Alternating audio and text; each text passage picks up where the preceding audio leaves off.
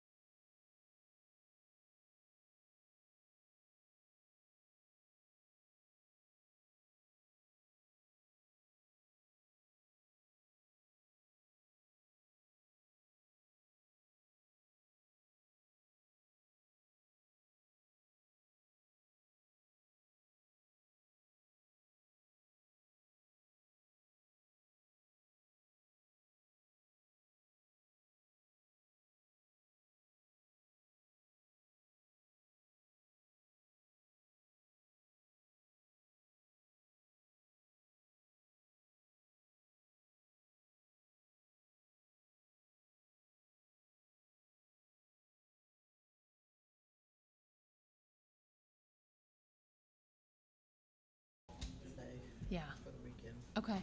Okay. Yeah. I have not seen it.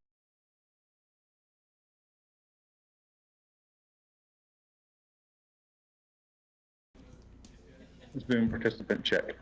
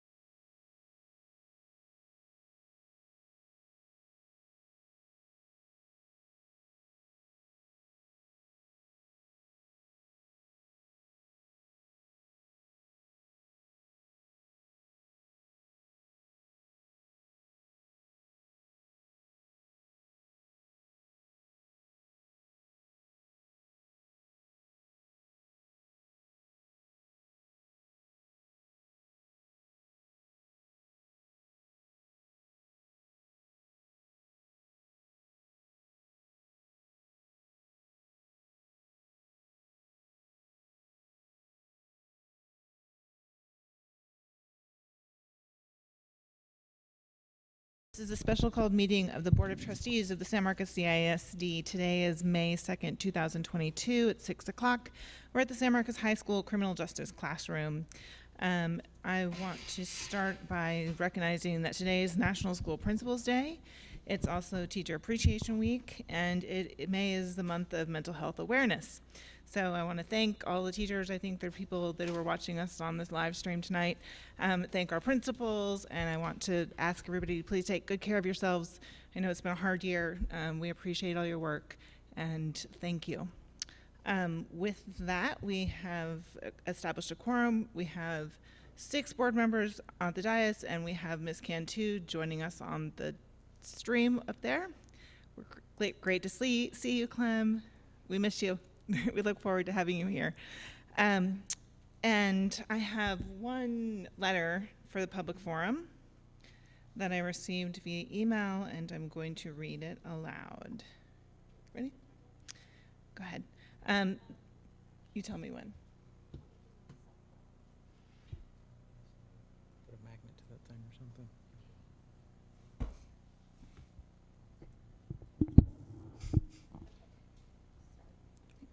This is from Aaron Shaw. Hello, Board of Trustees. I have been a student of SMCISD for 12 years of my life, and there has been a lot of change in those 12 years. Many nice things that have happened over the years that I have enjoyed, like how in Crockett Elementary we used to duct tape the principal to the wall. At that time, the principal was so-and-so, but now he is our safety manager. He was a good principal and a good man and still is. Now it's been 7.5 months at the high school and is a complete 180 of anything normal that you think is safe. If you have seen the high school, you would understand. The 2020-21 school year, it had 2,371 students. 58.9% of students were considered at risk of dropping out of school, according to an article cited here in the Texas Tribune. This seems to be an overpopulation of students at the one high school. This overpopulation is causing safety problems and a deterioration of the physical school building that the Director of Safety can do nothing about. If we had more real staff to combat the overpopulation, then this problem would not be as big as it is now. This will not solve the problem, but it will be a beginning to something better. Well, sadly, the superintendent will not let the principals of the school hire more capable staff and does not approve them to hire staff. So I am asking you to make a motion that the principals can be allowed to hire as much staff as they want. Also, that the superintendent will have no control over hiring staff that they choose to hire. Many of the school principals have told me informally about the problems they face, and this provides reason for my concern. Since the principals are on campus almost every day, they should be the best validators for new hires. Best regards, Aaron Shaw.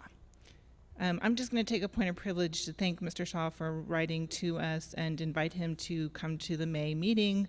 The district is in the midst of doing lots of hiring, and I can assure everybody that the principals are very, very involved in that. With that, we will move into the agenda preparation for the May 16th regular scheduled meeting. Mr. Superintendent. Madam President, members of the board, good evening. Before we begin the agenda prep, as we begin the process of not only the agenda prep but the budget workshop, do want to let the board members know that I know we've had some Dr. Bias is in the midst of transitioning. We also have been without a CFO for a while, so in the interim, just so to keep everybody's anxiety levels on an even keel, mostly mine, because the people that I'm going to talk about work really hard. Miss Denise Garcia, starting tomorrow, will be the interim CFO. She's more than capable of doing that job. She knows her numbers, and she knows when to say no to the superintendent. And she does let the teachers hire the people they hire. And then in HR, we will have Mr. Dale Mitchell, who has experience as an elementary, middle, and high school elementary teacher, middle school principal, high school principal, elementary administrator in a variety of districts. So he looks at everything through the lens of the classroom teacher and the campus principal, we're more than confident that he and Stephanie Munoz can do a good job, all of them, in leading us through the budget process. And I'll begin the agenda prep. I do have one question. So, Mr. Mitchell, you're serving as interim director of HR. Is that what you just said? Yes. Okay. And he had other duties previously. That sounds like a full-time job. He did. Mr. Sanders is with the team, Okay. with the team right now, but Mr. Sanders, given, I think we have on a 12-day countdown now, May 12th, May 13th, we will begin the search for chief, Yep. permanent chief, but we can't do that until it becomes final, and then Mr. Sanders will go ahead and fill that position. I know he's going to talk about this later on in the academic workshop this summer Okay. about some of the things. So Okay. we'll support Mr. Mitchell also. I'll start with item 4 on the May 16th regular scheduled meeting, which is consider order canvassing the May 7th, 2022 election for the purpose of electing one trustee. Item 5, issue. Dr. Cardona, Trustee Villalpando brought it to my attention that we also need to certify President Cantu, even though she is not challenged, but she will need to be recertified and take the oath again. I talked to Georgianne about that already. Item 5, issue certificate of election to candidate elected on May 7th, 2022, election to serve on the Board of Trustees, and we'll do that for both districts. Item 6, file statement of officer by elected candidate on May 7th, 2022, election to serve on the Board of Trustees. And then item 7, we will administer the oath of office to each of the elected candidates on May 7th, 2022, election to serve on the Board of Trustees. I'll skip over to item 9, the superintendent's report. We will have a presentation of our Superintendent Student Leadership Council. You've heard me talk about them, but we'll be bringing them up so you can put a face to a name and thank them for their last 2 years of helping us through the COVID years and giving us invaluable information. It's also Mental Health Awareness Month, so I'll be asking the board president to read. We'll have a resolution on Mental Health Awareness Month. Item 10, reports and information items. Item 8:10A, academic update. We'll finish the previous update that we didn't get a chance to finish. We'll also have a presentation about the work we're doing with San Marcos Public Library. We'll have an update regarding the PSAT, SAT scores, and any adjustments that the administration and the campuses are making to support students. And then we will also have an update on the equity audit. Item 10B, the end of year SHAC report. Ms. Vogel will present that to the Board of Trustees. I have a question about that. Have we solicited applications for new members, or where are we at in that process? We, Yeah, the application has been sent out. We can have how many applicants have submitted their application. The deadline was Friday, I believe, so we can get a list of how many applicants. Thank you. And will we be approving that then at this meeting or at the subsequent meeting? Because we need to approve that list. We can bring that as an item to approve at the next meeting. Okay, I think that'd be great. Thanks. Mr. Fernandez, before the meeting, if staff could provide the policy of the selection process. I know that that was a recommendation from a previous school health advisory council of staggered terms, what those members look like. Just as a refresher for myself to know how that appointment process works. I'd appreciate it. Thank you. item 10C, Mr. Sandoval will present an operations update. And we will have Stan Tech present an update on central office. Item 11, approval of consent agenda items. Item 11A, approval of minutes for special call board meeting on April 4th, 2022, regular scheduled board meeting on April 19th, 2022, and special call board meeting on May 2nd, 2022. Item 12, Dr. Cordona, before we go into the items for action, I apologize. I did not realize when I saw the draft agenda for tonight's meeting that the discussion regarding the superintendent's formative evaluation was not put into closed session as is required. So we are going to move that discussion in a closed session item.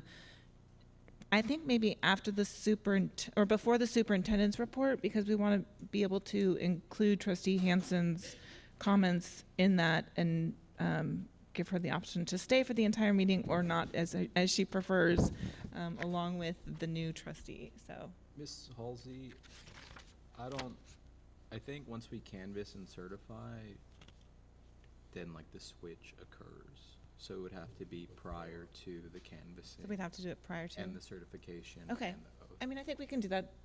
It should be Just- relatively quick. yeah, just to- I mean, yeah. it shouldn't take too long. Are we talking about tonight's discussion, or? Yeah, when we discuss the superintendent's performance review, we need to do that in an executive session, and I didn't realize when I approved the agenda on Friday for tonight that it hadn't been put into executive session, so we can't now tonight have an executive session. Okay, That was my oversight, okay. and I want to make Our sure, oversight. well, I want to make sure that we include Trustee Hansen's Understood. comments, so No, we do yeah, I that just in didn't the. understand why we Yeah. had to do it this way. Thank you. Okay, so then we'll However, move that earlier. If there is a I don't know, I'm assuming that once we canvass and certify and swear in, then like legally. That Kathy makes couldn't sense, be but we back could there, definitely check with the but yeah, lawyer. like if Juan says the new person and Kathy can join, then I don't think it matters where. We're not taking action. Yeah, I So know. it's just really a discussion, the formative review to assess the evaluation criteria. Honestly, I'm kind of intrigued if we're able to get the new person and Kathy back in there. If that's like a theoretical possibility, I'd be supportive of that. We can check. Item 12, items for action. Item 12A, consider approval of the CEHI waiver of school-age parenting program. Ms. Vogel will be presenting that. What is that? We haven't had a waiver of the school-age parenting Right. program. So Ms. Vogel will probably be presenting, asking us to present a waiver to allow. If she can just include some information in the board book about that, since we aren't familiar with that, that would be great. Item 12B, consider an alternative high school model for students who continue to struggle due to the effects of COVID-19 pandemic. Can you provide some more information about that item? That's not an administrative item. Oh, So it was brought by a board member? I think it came out of discussions about alternatives for kids. So it's not our item. Ask who's it is. Madam President, how did that get on the agenda?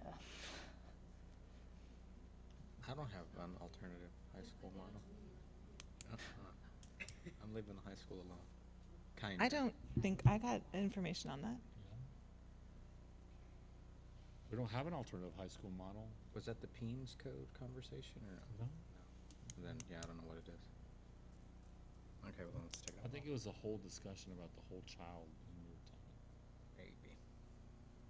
Well, then I'm going to suggest, unless anybody has pressing concern on this or something that they want to bring forward, since seems mysteriously on the agenda, that we remove it, unless there's concern with doing that. Could it have been from the math curriculum discussion that we had? I don't think yeah, so. We can take it down. Let's take it out for now, and if we need to bring it back on, we can bring it on in June. If somebody can investigate what it is. Yes. And then we can, because it sounds like a good idea, just, I don't know what it is. Consider item 12C, consider approval of proclamation 2022 health and physical education instructional materials.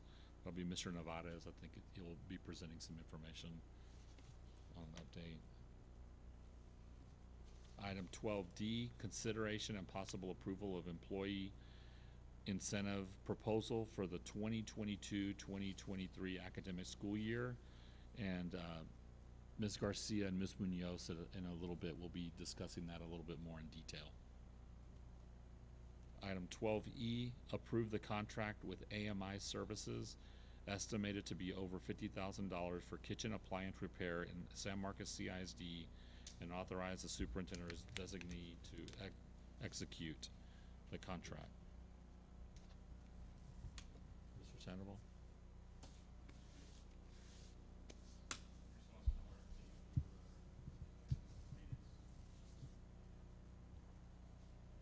Item 12F, consider approval of proposal for the 2022-2023 school year that creates an intentional framework and commitment to universal student involvement and extracurricular participation at secondary campuses.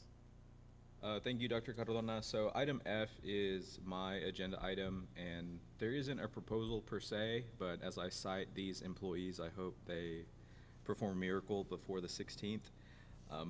You know, Mr. Underwood brought to us an initiative to provide supplementary educational services for fine arts students who were impacted by the pandemic, and this board allocated funds to support that initiative.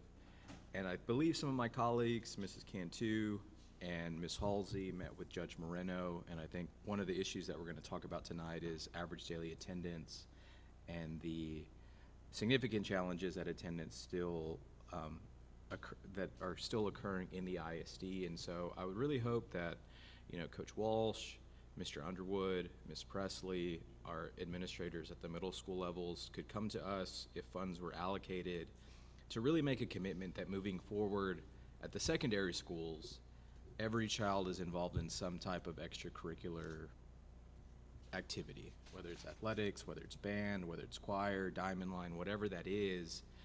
I hope that we could create some type of program, some type of framework that removes barriers in place that historically prevent kids from participating in those activities.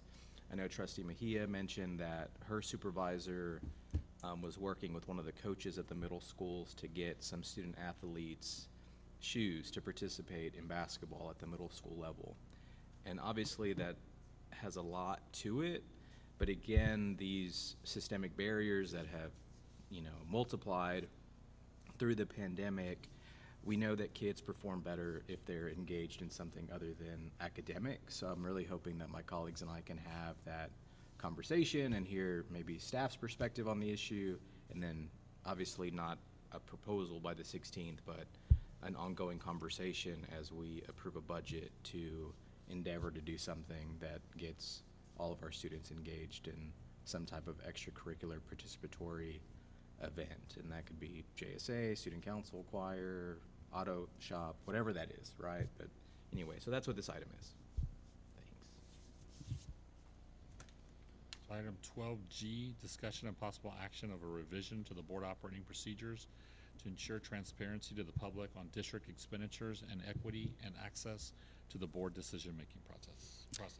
That's from me, and it is my request to Juan Cruz that he develop language, which I haven't seen yet, and so I will follow up with him also to make sure that we have that in time for the board book, but that we revise the operating procedures to define whose role it is to inform board members about the meetings, and also to codify the fact that we are going to work to only take votes at regular school board meetings unless there's some exigent circumstances that really meet a high bar, so that we are being as consistent as possible about that. Ms. Trustee Arredondo? As a follow-up to that, I know that we call these meetings special called meetings, but they're really not special called anymore. Mm-hmm. Like special called meetings are when we have like a budget workshop, or, you know, have to declare an emergency because of COVID, but every month we meet on this Monday, so it's not a special called meeting anymore. It's like I assumed that that was nomenclature that came from TASB, but we can certainly look at it and see Well, if I there's mean, something, and- you know, well- I thought it was following like Texas Education Code, that if it's not the actual regular meeting, then it has to be defined that way, but I think Just- we could get clarification. I mean, just programmatically, we call them special, but they're not. They happen, and I think that is where the confusion of what is on the agenda, what isn't on the agenda. Like if we, I don't know. I think being intentional in how we qualify these meetings or what we call them, because yeah, we meet every Monday. I mean, I So think we don't can do it it's as long as we're following whatever classifications Yeah. and code that we're required to by the Yeah. Texas Open Meetings Act and the Education Code. Yeah, I would fully support changing the name of this one to the agenda preparation meeting.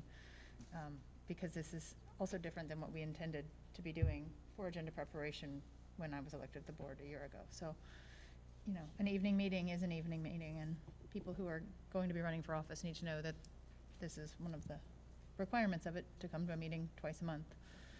And in that same vein, if we can, by the May 16th canvas, all open up our calendars, both hard copy and virtual, and set some type of team of 8 training to occur during the month of June is my preference.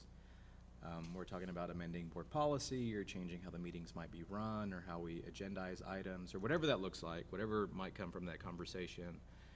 And like Dr. Salmi said, you know, there's, I think, perceived expectations of meeting frequency and what we do with them. And with a new board member coming on, maybe it's time to have a conversation of when we meet, how often we meet, why we meet, and what actions take place at those meetings, both regular or special. But I think that's going to take all 8 of us to have that conversation, and probably not the best at a regular meeting. So. Can I speak? Can y'all hear me? Yes. Can you hear me? I think that would also be a good time to review our core commitments with 3 new people on the board that were not with us when we set our core commitments. It would also be a good time to review our core commitments. Here. Great So idea. I'd add that to the team of 8 meeting that we could have in June, maybe perhaps on a Saturday.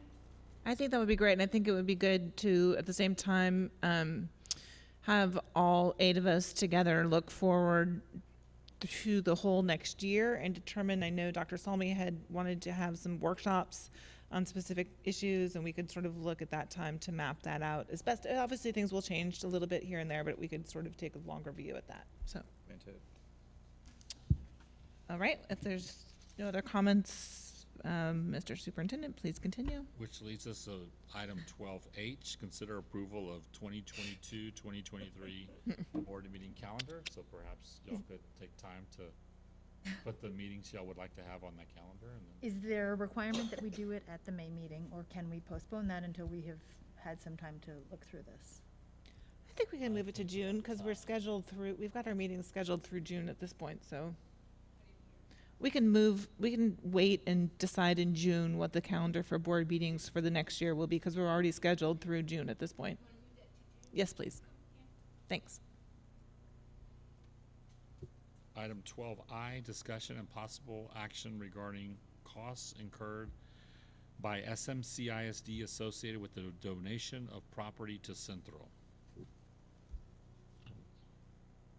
Is this a carryover from last month? Because I thought I thought we provided that. Well, you didn't vote on it. I think it was just There's- more like an FYI. Yeah, Like- it was There's just. no it action. should- There It was should be up there under, Information report. report information items, that was, I think there was a consensus that it'd be a reoccurring informational update as far as what cost had been incurred monthly, as long as that process, as it goes through that process, but I don't think it was an action item. Just move it up. so. I think we can just move it up, and unless anybody That could be wants like to have discussion operations, about that, we could have it just be like included in the board operations book update, in the right? Like a line item, operations. Yeah, cost to Centro. this is a I lengthy had meeting. I had requested that we have, maybe on a quarterly basis, a review of our legal fees. Yes, I think it's good for all of us to stay up with that. I think that should. I agree, and I think that just including that in the quarterly finance report that we get regularly as an additional item makes sense. That could be a good place for it, Ms. Halsey. Item 12J, discussion and possible action regarding the proposed MOU with Hayes County Public Health Department. Thank you, Dr. Cardona. So this is another item sponsored by myself. Hayes County Public Health is interested in purchasing a van or some type of vehicle to promote and administer pediatric vaccines throughout our jurisdiction and throughout the county. And just as like a clarifying statement, this is not related to COVID-19. vaccines, just in case anyone gets a little bit heated about that. Obviously, throughout the course of the pandemic, there has been somewhat of a generation of young children who have missed, vaccines as they were supposed to go to their pediatrician and their doctor. And so the county is interested in partnering with us to provide that service. So it'd be a countywide service, but they're willing, if the ISD commits to some funds outlaid for that effort, to cover the entire jurisdictional boundaries of the ISD. So that would include Guadalupe and Caldwell County, at least the portions that overlap with San Marcos, which in particular are Martindale and the Redwood community, and I believe, and Maxwell. And I believe, what's her name, Tammy? Why can't I think of her last name? Miss Tammy. Yeah, we'll go with Miss Tammy right now. The operations director for the county sent a document. I believe we were provided that the day of our last board meeting, and just out of respect for my colleagues to review that, it was postponed until May. But if we have that again, can it be included in the board book for us to review? Yes, please. Great. And then item. Could we invite Ms. Tammy to come to the meeting? We can certainly. Again, we did invite her last time, but she had another meeting, so we'll send that in. Even if we need to Zoom her in. There's somebody. Yeah. They're asking for a pretty good chunk of change. I think they can send a FTE down here for the night. Item 12K, discussion and possible action regarding SMCISD affordable housing for families, teachers, and staff. Thank you, Dr. Catalona. So this is my last item. Again, a holdover from our April meeting, just because the supplemental material was not included in the packet.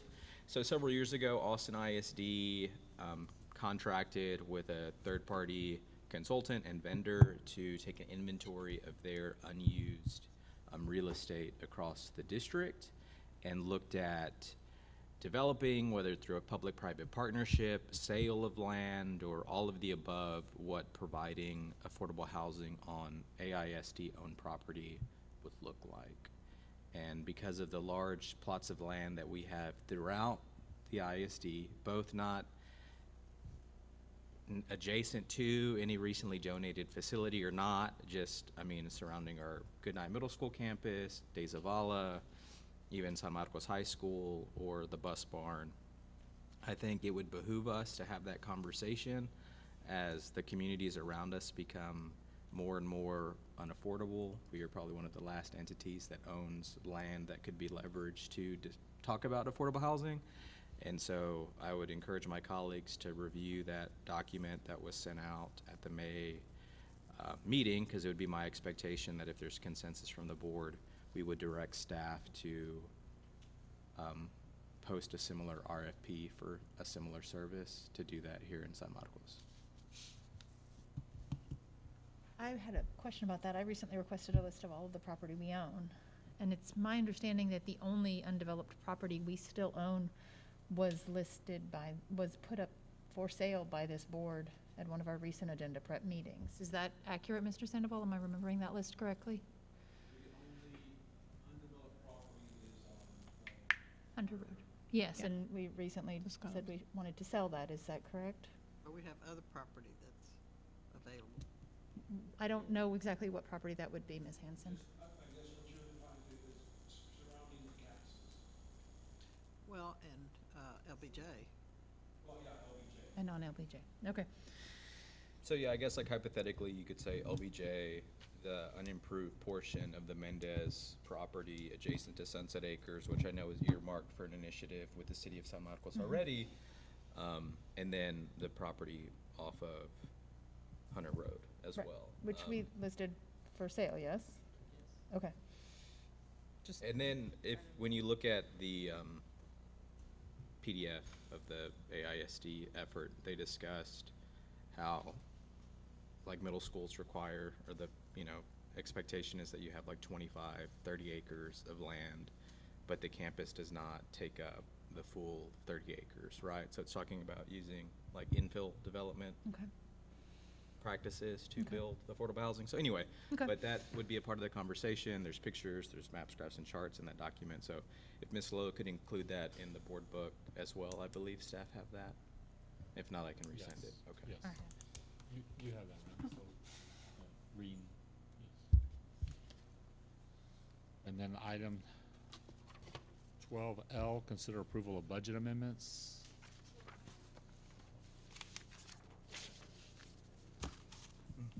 The booster incentive that we just paid will be the budget amendment. And then item 13, the closed session, we're moving to the. But this is on Stantec. Yeah, I think we'll have this closed session separately from the previous closed session. Closed session is authorized by section 551.071, 551.072, and 551.074 of the Texas Government Code, 13A, discussion with legal counsel regarding Stantec contract. And then item 14 is adjourn. Madam President, that's all the administration has for agenda prep. Great. So If there are This closed session will not require any possible action after this closed session item. Okay. All right, are there any questions, comments, requests for more material? Hearing none, thank you very much. We will move from the agenda preparation now to item 4 and receive an informational report on employee retention incentive proposal for the 2022-2023 academic school year.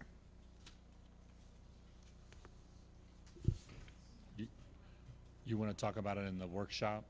Because it's a slide. Yeah. Okay, so then let's start the budget workshop.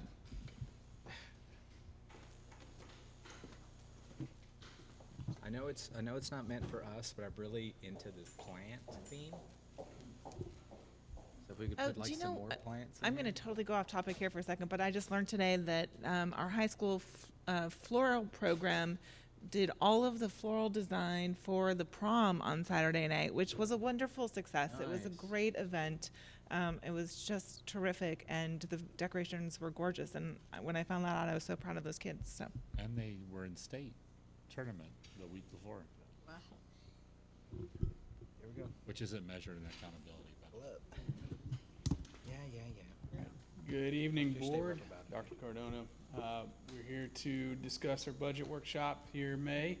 As you can see, are you clicking? Okay. Our agenda for tonight is talk a little bit about the operational and minutes adjustment that TA just put out. Then we'll talk about revenue projection, budget projection, and then how it culminates into a staffing projection. So as we discussed last board meeting, I wanted to bring forth a little bit more detail about what the 21-22 operational minutes adjustment from TEA is. This is a one-time adjustment for school districts who are suffering from the adverse effects of COVID-19 for this school year, right? I see a typo, it's 21-22 school year. It's a one-time adjustment only for the 21-22 school year. So there's no indication that TA will continue this practice moving forward.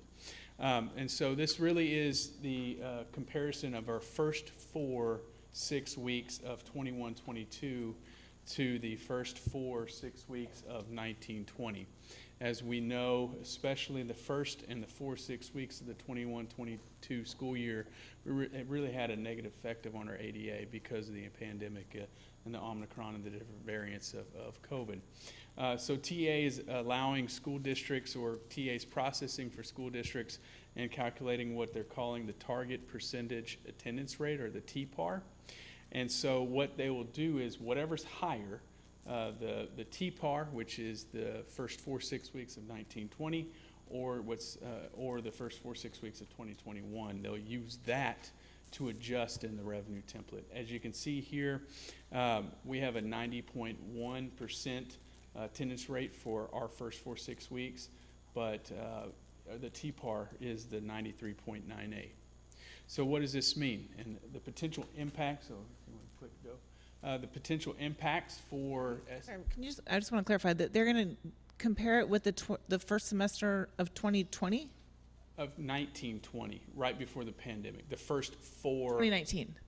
2019-2020 school year. Okay, so right prior to March of 2020. Correct. Not Yes. the beginning of that. Okay, got it. Thank you. Correct.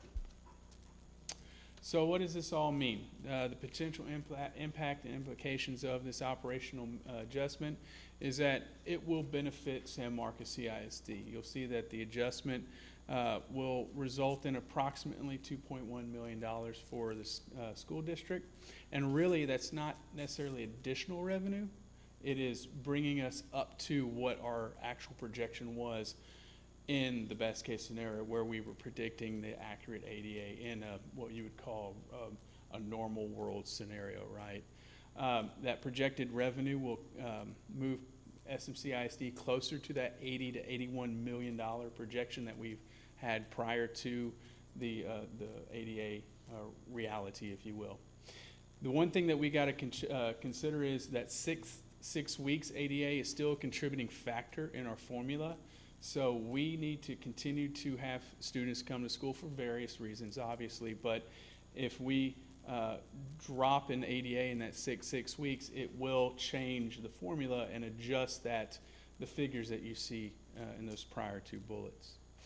And what's another benefit is, I know in prior conversations with budget workshops, we were looking at getting closer and closer to recapture.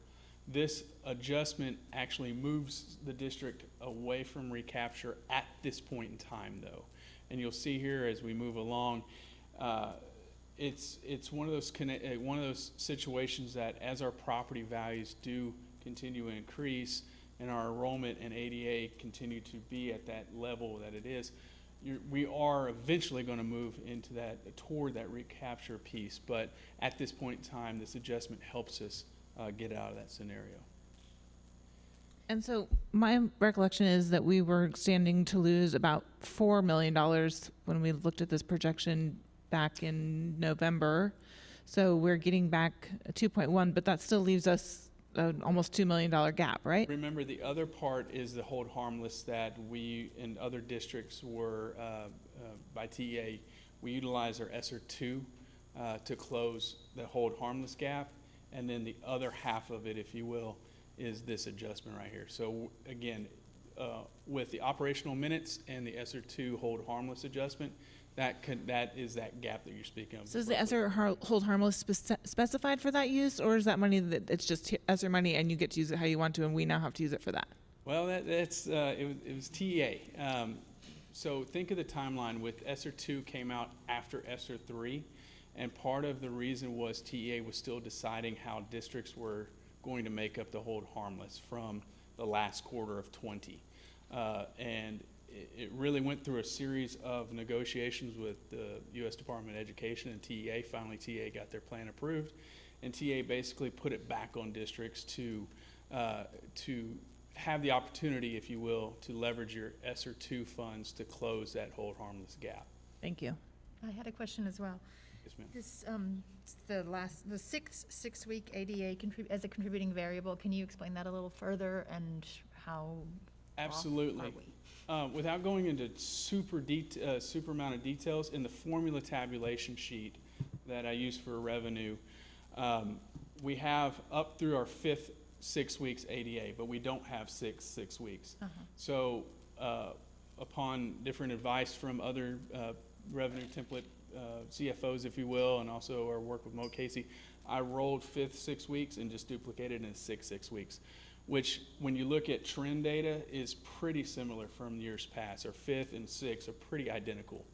So with that being said, if we start going lower than that six weeks number, it's going to pull that 2.1 million down because we're not having that ADA number calculate with the other 5-6 weeks. Okay. That was a really muddy explanation, but does that make sense? Are we still tracking in the 90s for our ADA?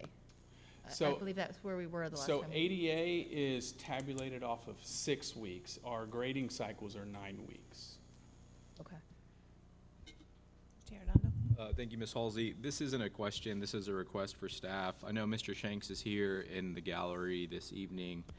Mr. Fernandez or somebody at the helm of a computer, can we get a copy of this presentation sent to both candidates here or not by the end of this evening? Because there's obviously a very real possibility that one of them is going to be asked to vote on something Yeah, in May. absolutely. I have some hard copies that I can Cool, share. awesome. Yeah, And maybe we can post it online on the website. I So. can share. Yeah, I mean, yeah, whatever, just so somebody can have it. Okay, thank you. Any other questions on the operational minutes? Okay, moving forward. So 22-23 revenue projection, looking forward, right? As of April, with the data that we just spoke about, if we were to calculate with a 93% ADA rate moving into next year, you can see the projection is roughly $83 million. If we were then to use a 90% ADA rate, you can see that that drops down to that 81.7. The other kicker is, with that 90% ADA rate, we do move into a recapture district. Now, keep in mind that 81.7 that you see there already has that roughly $1 million of recapture calculated into it. So I wanted to talk briefly about what is recapture. I know it's one of those things that we've had discussion about, and I wanted to bring everybody kind of up to speed on what it actually means. So what the state will do, and you can see here step 1, step 2, the state will, with several different caveats, will develop that formula entitlement, okay? And then what they will, TEA will depend upon is those two pieces of the puzzle that will help get you up to that entitlement.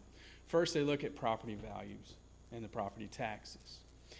And whatever gap between those two to the line, Greg, if you want to hit the button, wherever that gap is our state aid, okay?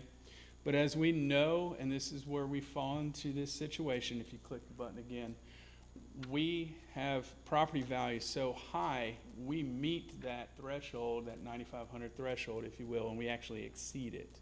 So we would see a reduction in that state aid from the state because we can meet our need with property tax. And whatever excess, if you want to click the button again, whatever excess in property tax would then be recaptured, if you will, that would go to the state.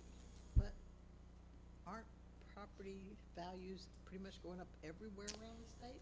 Yes, ma'am, they are. So that doesn't, recapture doesn't, I mean, you would think that threshold needs to change, but that's something the legislature, or can TA do that? That would be with TA, that would be legislation, that would be a legislative move. Yes, ma'am. Because that's what they did in the last biennium, not the last one, but the previous one, when they changed the finance formula. They raised the cap, which kept us out of recapture at that time. I think we should also point out on the slide that according to the Texas State Constitution, the state of Texas, not the local taxpayers, are supposed to be funding half of this equation. And so they are not But we upholding need to that all be part of the riding bargain on either. Congress people, Right. that's what I'm saying. Yeah. I have another question, but I'm going to wait and see if you, this is super helpful. Please continue. Thank you. So I also provided the board an update of our ESSER 2 and ESSER 3 plans, a budget breakdown, if you will. If you'll see in highlighted, there's an ESSER 3 and an ESSER 2. It breaks out the descriptions of what we have in our plan for ESSER 2 and ESSER 3. So feel free, if you have any questions, to let me know. As of April, right now, you can see when we talk ESSER 2, our grant allocation was $7.3 million. First year budget was a little over $5 million, and you can see that we've encumbered or expended $6 million, leaving us with a remaining balance of 1.3 in ESSER 2. All right, ESSER 3, same mathematics here. Our grant application was 16.4. Our original budget has shifted for year one. We're at that 7.4 million, and our expenditures encumbrances is a little over 7 million, leaving us with a remaining balance of $9.3 million. Do these two grants have deadlines for expenditures? Yes, they do. That's a great question. So we are in, when you talk ESSER 2, we're in year one of a 2-year grant. ESSER 2 will end September of 23, so we have one more year of that. And then ESSER 3 will end in September of 24, so we have 2 more years of ESSER 2. Ms. Halsey? Trustee Arredondo. Thank you, Ms. Halsey. Will you explain to me the line item that says total encumbered plus expenses? Absolutely. So either we have spent the money or we have allocated to spend the money. For example, staff. If the staff they get paid monthly, so we have to accrue, if you will, or budget for it. So it still lives in the grant, if you will, but we haven't spent the money yet, but we know we will. So in the handout that we were provided, where you can see, some of these positions, right? 30 campus positions, revised spring of 2020. So when we say that those dollars are encumbered, what we're saying is those 35 positions rolled over for the next several years is what is in that line item. Yes? Say that again. I'm sorry. There's an expectation in FY 2022 that we're hiring X number of positions. And it seems like a lot of these positions roll over for the next 2 fiscal years. So from FY 22 to 23 to 24. So when you're saying that it's encumbered, your example was, since it's a salaried position, reoccurring expense, that's what you mean by encumbered. It's funding Correct. that position for 3 years. Yes. So in that encumbrance, or, in that staffing allocation in FY 2022, did we hire those 35 campus positions? Like, are they all fully staffed right now? Like, you could give me a list of the 35 staff members who are paid with ESSER for classroom Yes, teaching? I could provide that list for you. I think we checked, we're all but. For this coming school year, we have all but one. If we look back to this past school year, we can get you data that shows how many positions were not filled. Okay, I'm just curious because I know like on the HR website, which I check to see who y'all are hiring, a lot say grant funded. So I'm assuming every time it's listed as grant funded, it's an ESSER position, except for the social emotional stuff, which is a different grant. And it could either be Title I, it could be a Title I grant funded position too. And so I guess my third comment, statement, question is, I've heard anecdotally from employees who shall not be named, that some of these ESSER positions that were allocated to campuses, like Bowie Elementary School got to use an FTE ESSER position to do like reading intervention, right? Or more specials, or whatever the campus deemed necessary for their students, that when that position wasn't able to be filled or whatever happened because of the staffing shortage, some of those positions were folded in to like general fund FTE allocations. Is that true? Like if they like had a 5th grade teacher position at Bowie and they couldn't hire for it, did the principal use that FTE for whatever they wanted, a new specials teacher, instead of the ESSER money, since they had the position there? So some campuses were not able to fill their ESSER position, or they did, but maybe they weren't able to fill a dual language teacher position. And they hired an ESSER teacher who was dual language certified. And so they would have that teacher kind of fill in and help out. And then we would use ESSER funds if they were in the ESSER position, or have to move them into our basic local funding if they weren't being utilized as the ESSER teacher.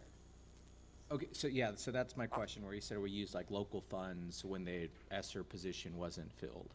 So do we have like a ledger of what that looks like, of all of those positions that maybe started as ESSER, but because there's staffing shortages on the campus side, they were like, hey, we're gonna put you here instead and use general fund money? We can get you our data from this past school year. And I guess I'm just curious, when, in all of that conversation, sorry we had to take such a scenic route, when it says like total encumbered plus expenses, is that ESSER position that wasn't filled and then it was changed to be funded out of the general fund in that total encumbered plus expenses line item still? So when you look at that, so if you're looking at the chart, right? So Yeah. there's that 1.6 for fiscal year 22 for the staff, right?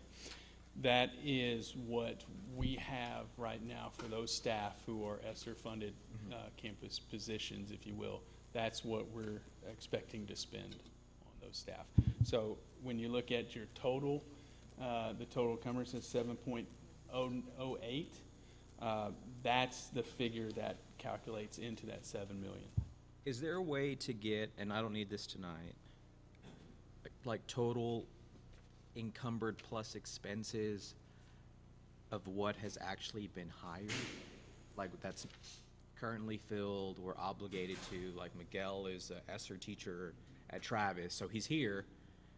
All we know he's gonna stay the next 2 years, we're gonna pay him out, versus there's a position that's unfilled at Bowie, that's a literacy specialist, ESSER funds, that's empty right now on the HR website. Yeah, we have. Can we that get a document. difference of that? Yeah, we have that information. Cool, thank you.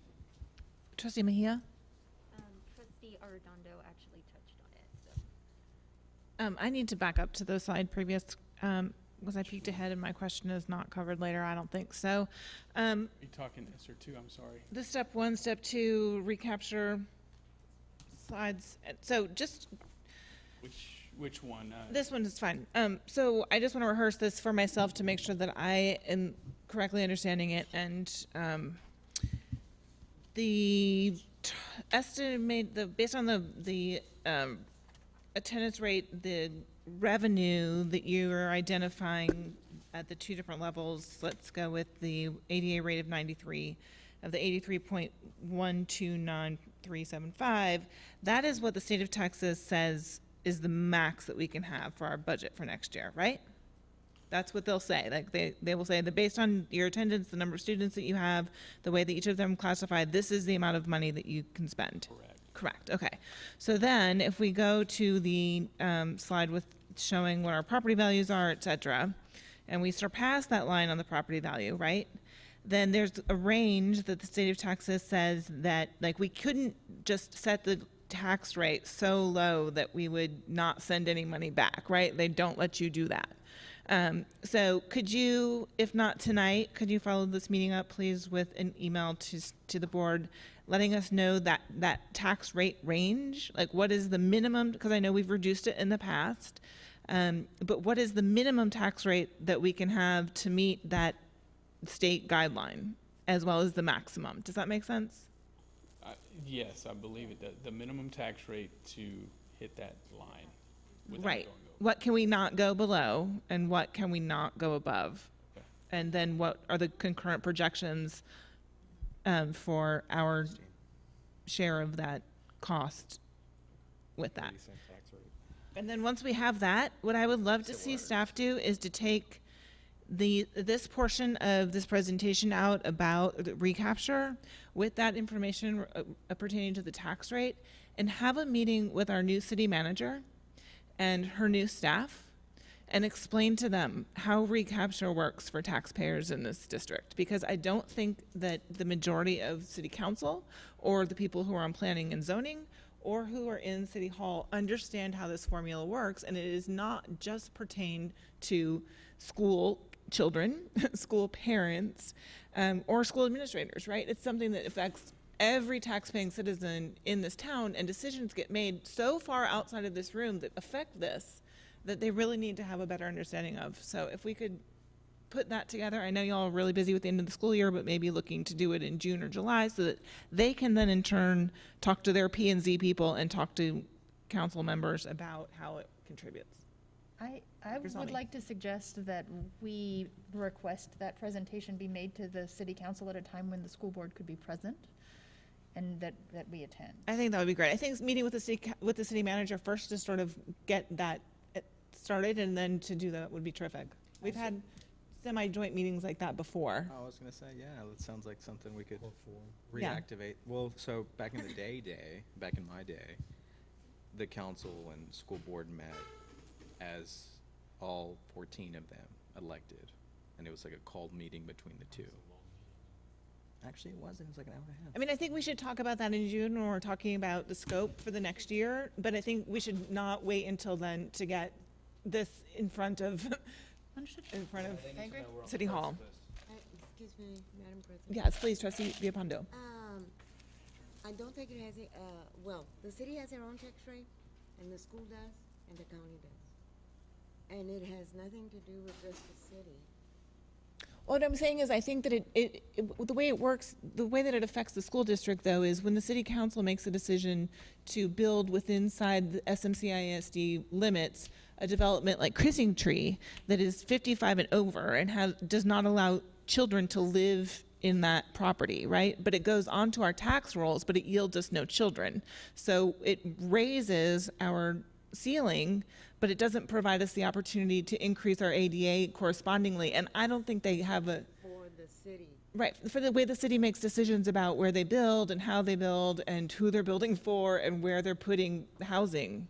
Or when they vote to give Well, Blanco what Vista to They Hayes. approved Right. the development. Took 1,200 kids away from Yeah, like they approved Kissing Tree to be a 55 and over development, which is fine.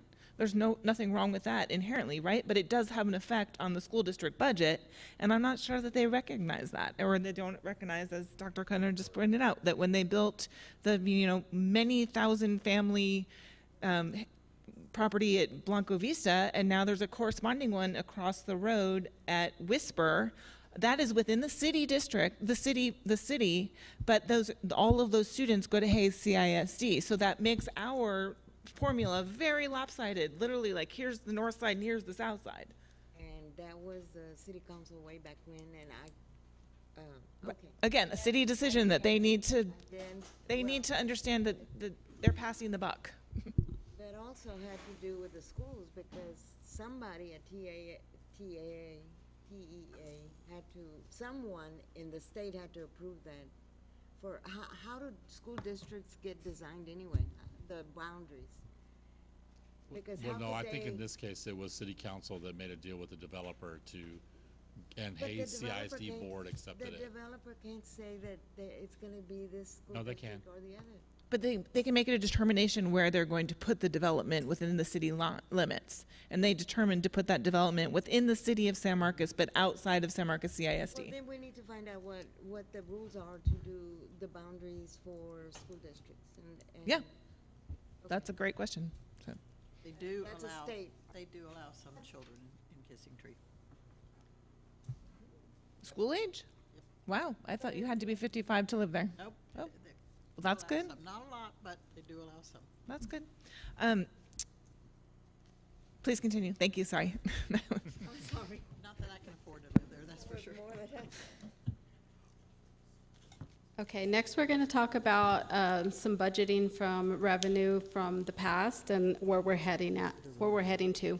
So in 1819, you can see that our budgets were around 78 million, and we are going up to about 81 million. So it's not a big increase that we're seeing, and that's because of our ADA and the way the formula, TEA has formulas for our revenue. So as you can see, our actuals, I put actuals in blue.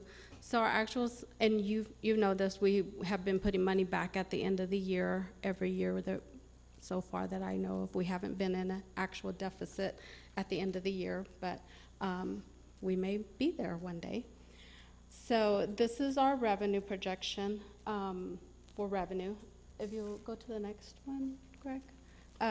If we look at the O&M side, you can see also that our trend is around 17% of our original budget, or what we budgeted for. So in 1819, 17% of our budget was maintenance and operation. So this is not salary, just your maintenance and operation. Our actuals went down during COVID in 1920 and 2021, and that was, of course, due to everybody being at home and we weren't in the building, so that was a savings there. As you can see, in 2023, we are starting to go back up with our maintenance and operation, and that's due to the cost of just everything going up right now. You know, there's nothing we can do about that. So we're looking at about a $15 million budget for your O&M side. And then if you go to the next one. This one. Trustee Arredondo. I'm sorry. Go ahead. Thank you, Ms. Halsey. Ms. Garcia, thank you so much, and first, congratulations Thank on you. the new position. Interim position Interim. for now, hopefully permanent soon. This is for Mr. Sandoval. on the increase. I understand that, you know, cost to do business is just increased, cost of fuel, et cetera, et cetera. As we're talking about the city of San Marcos, can we get a breakdown of what our utility consumption has been historically, and then what the rate of those utilities have been? Because it's my understanding that although the ISD has been good stewards of the facilities, water consumption, electricity, things of that nature, we can't underutilize of what the city's rates are arbitrarily being increased. So Right. I'd really want to know what that differential is. Okay. Well, it's my understanding that like from last fiscal year to this year, it's gonna be like a $700,000 difference just on drainage fees from the city. Is that correct? I don't think it's been that much. Stormwater fees? Yeah. I don't think it's been that much, but I can go back 3 years and I guess I'd be interested in like 2019, so but the fiscal year before the pandemic to this one. And what our drainage fees, utility rate, water usage rates were, and what our usage is and what we're paying. Okay. Okay, and then the last one is our capital outlay. And this is our 6,600 accounts. And as you can see, in 18-19, we had budgeted about $6 million, and that's when we were going to move forward with the first central office at Mendez, which we did not do. So you can see that we only spent about 1.2, and that was on the renovation of the CDC building. And then we finished that CDC building in 1920, so we have a little expenditures there of $1.3 million, plus some other items that were over $5,000 that go into this section. And then in 2021, we had very little. I think we bought a bus, and we had a couple of Suburbans that we purchased for our fleet. So that was about 286, and then as you can see, for 2021, we budgeted in that $7 million for the central office now. And we will not spend all of that money, so we talked about that last time. That money is going to go back into fund balance, and then as you can see in 2023, we're going to put that back into the budget for the remaining amount of 6.9 or whatever that amount is that we didn't spend this year. And then we're also looking into 22-23. We're actually not going to spend the whole amount either. I got a kind of a little schedule from Stantec of what our payments would be, so we're going to spend right about $4,800,000 in 22-23, and then the balance of that again will go into the 23-24 year to finish that out. Just a clarifying question. Yes, So ma'am. these numbers include the bond funded as well as No, fund ma'am. balance? This is all just general fund. Bond is not included in any of these numbers. Okay, thank you. Ms. Halsey. Yes, Trustee Arredondo. Thank you. Ms. Garcia, before you leave the podium, sorry, one last question, because of what Dr. Salmi just asked. Have we squared up the movement of bond funds to fund the central office yet? Is that reflected in the yellow? No, and we can't commingle those funds, so those funds will stay in the bond. We just have them earmarked that, For what the was it, $1 project million? at a Yeah. later date. Mhm. Okay. Yeah, so it won't be on these graphs. Gotcha. Okay, perfect. Thank you. Hi, good evening. So the most exciting part, right? So tonight, we're gonna talk about insurance and benefit projections, a pay systems overview from TASB and their survey summary, some salary scenarios, SMCISD historical data, and then we'll discuss date of public hearing, tax rate budget, and open it up for discussion. So moving right in, TRS did have their board meeting on Thursday, and so they approved and set out for their premium costs. So you'll see in front of you our premiums right now for all the different plans. We currently contribute $417. To keep a zero premium cost plan, it would be $364. So if you look at the very bottom, I have it circled. That's currently what we spend every month, $434,931. Annually, $5,219,117. With the changes, it would go to 380 monthly, and then 4,564,560. So monthly, that would be a savings of 54,551, 654,612 annually savings. And one of the biggest differences that TRS explained to us is that they're going to be charging by regions instead of one flat premium. Across the state, they're going to have region so that it goes based on usage. And so that's an incentive for us because we do have a lower premium this coming year. I was wondering what the change was. It was like, that never happened. Yes, it usually goes up. By usage, but we live in one of the more highly populated parts of the state. So how does that make sense that the healthcare costs would decrease? So what It's great, but how does it make sense? What I was explained is maybe in North Texas, there's not as many providers. Whereas in Central Texas, we have more providers going up to Austin, going down to San Antonio. So there's more of a set price, and we can be a little bit more competitive with the doctors, versus where there's really no providers, there's set prices, and they charge the insurance more on that side. So we can be a little bit more competitive in our area, which affects our premium. That's great for us. It seems unfortunate for the other parts of the state, but at this point, Don't look a gift Yeah. horse in the mouth, yeah. all right, thank you. So into our next slide, I know that at one of our workshops, the question was asked about minimum rate, midpoint, and maximum. So I won't read it all, but this just defines kind of what those are. And just really, we have a hierarchy of pay grades, right? When we job price, it means that we look at, okay, what is the degree of skill that this job requires? What is the effort? What is the responsibility? And then we place that position on our pay grade system so that it aligns to what the job requires. And then just identifying what general pay increase, for those of you that are new or those of you that are watching, we call it a GPI. And that is a general pay increase for all of our employees. And we take the midpoint range. That's our base for calculating increases. And we use that when we determine maybe 1%, 2%, 3%. We use midpoint for like the hourly pay grades, the administrative pay grades, and in a little bit I'll explain what we do for teacher pay grades.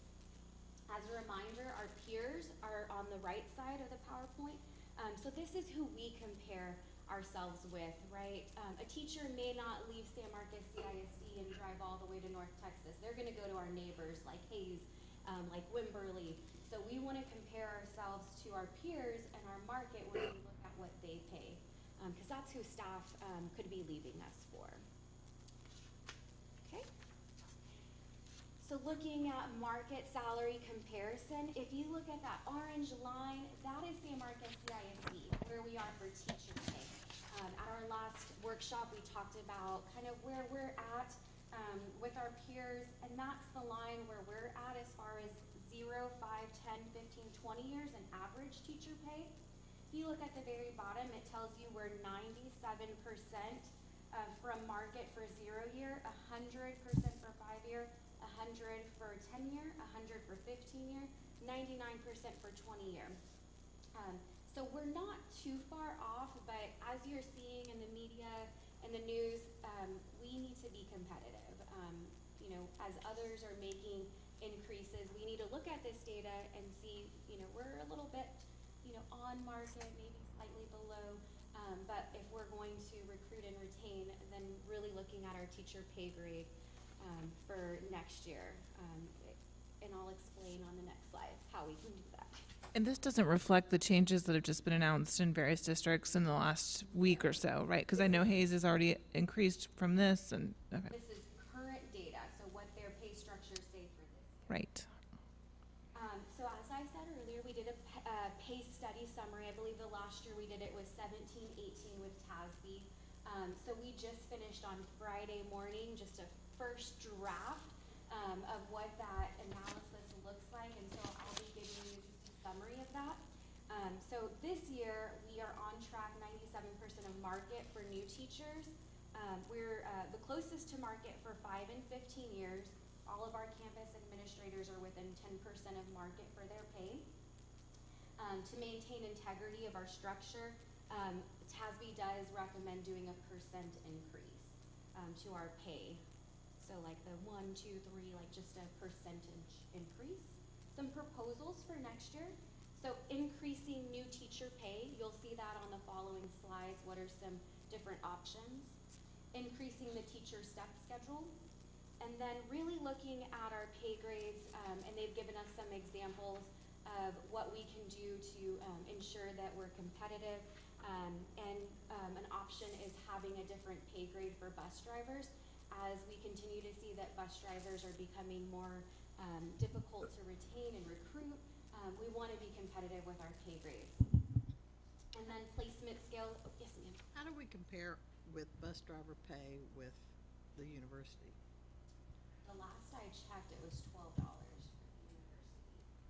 It's been some time since I've done that, but I know they're not anywhere near. But they have a private company too. Right. Okay. And they're a little more flexible because they have student drivers that pick up shifts here.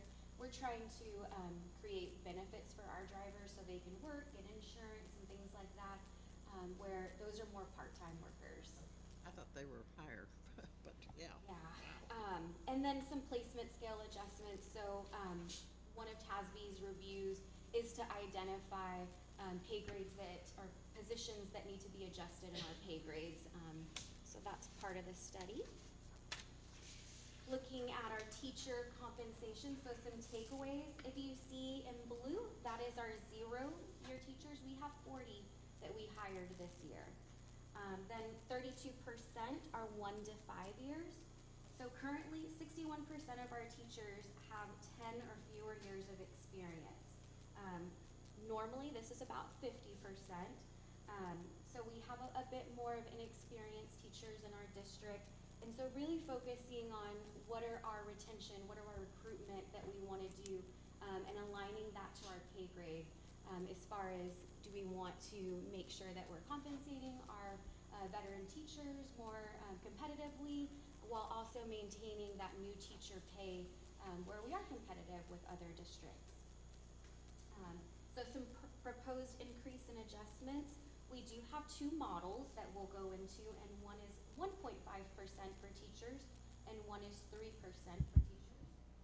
Both models also include some adjustments to bring some of the steps a bit closer to market and create reasonable pay differentials from one year to the next, so we'll look at that. TASB has proposed for teachers, again, 2 models, and also making sure that we're more competitive with new teacher pay as other districts are increasing that, and then looking at retaining our teachers that are currently in the district. So model 1, 1.5% GPI. If we look at market-based pay of an average teacher, that's not just San Marcos CISD average pay teacher, that's looking at all of our peers.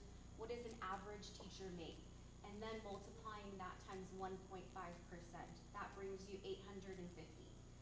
So adding that to every step, and then you'll see from the 0 year, if we want to maintain a competitive starting pay, we'd have to bump up a bit more than that 850. And then year 1, we'd also have to adjust, and then year 7. So that would be 1.5%, 850 for each step, and then it identifies the years that need additional adjustment. Moving on to model 2, this is 3%.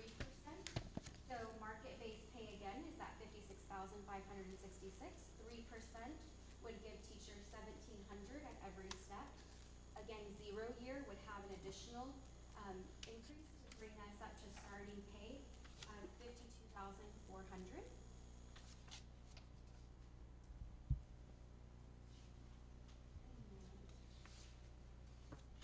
Moving on to administrative professional recommendations. So again, with the 2 models, a 1% and a 3%.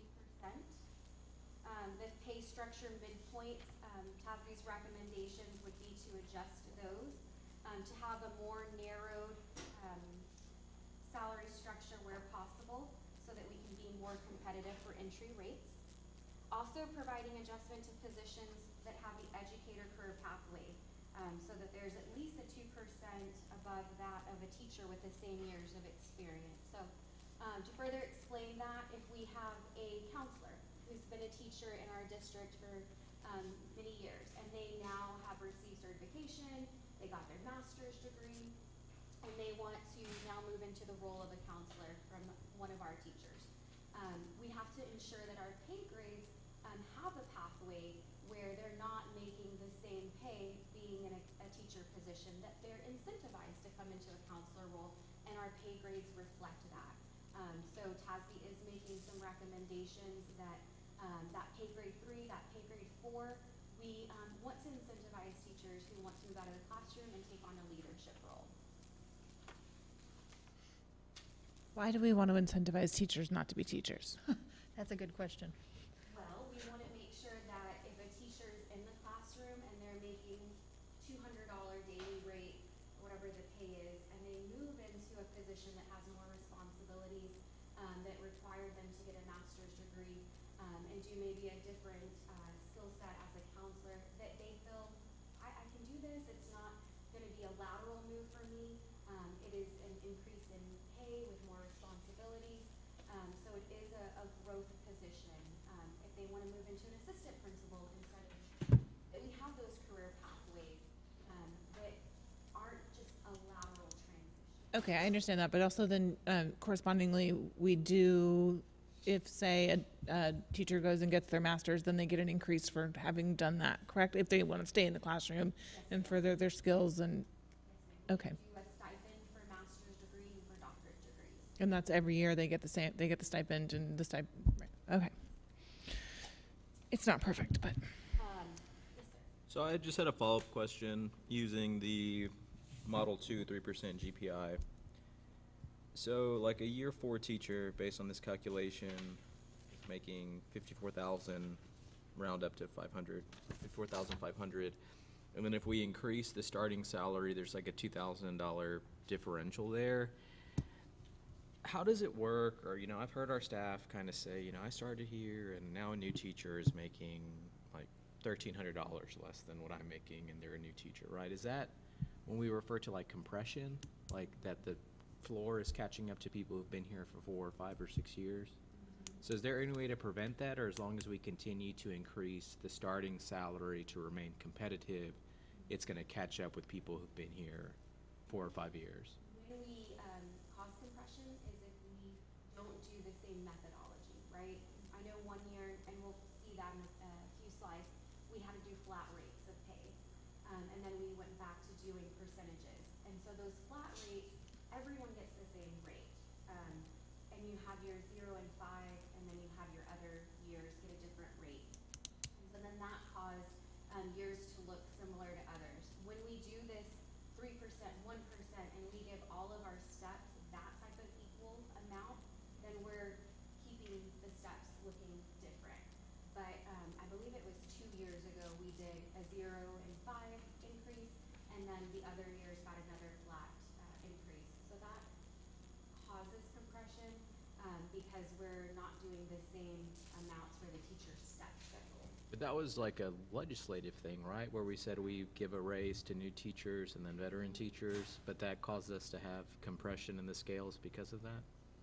Cool. So now we're working with TASB. That's why you kind of see that 7-year, and you see the, on the 1%, 1.5, you see the 7-year and another year have a slight different amount to offset that compression. So 1 year there was like a supplemental pay increase proposal where it was, you know, we can give them raises, which we approved, but then we said, okay, now we're going to spend like $350,000 to fix compression in the scales. Is that in this or what? No. When they looked at all of our pay compressions, for the 1.5, there was a need for 2 years, and then on this 3%, there's not. There's not a need to do that, but we are encouraging to do the 0 year and adjust that because our starting teacher pay is not as competitive Thank you. Are we gonna hear some more about the stipends in this presentation? I don't wanna Not pull this ahead, but, presentation, okay.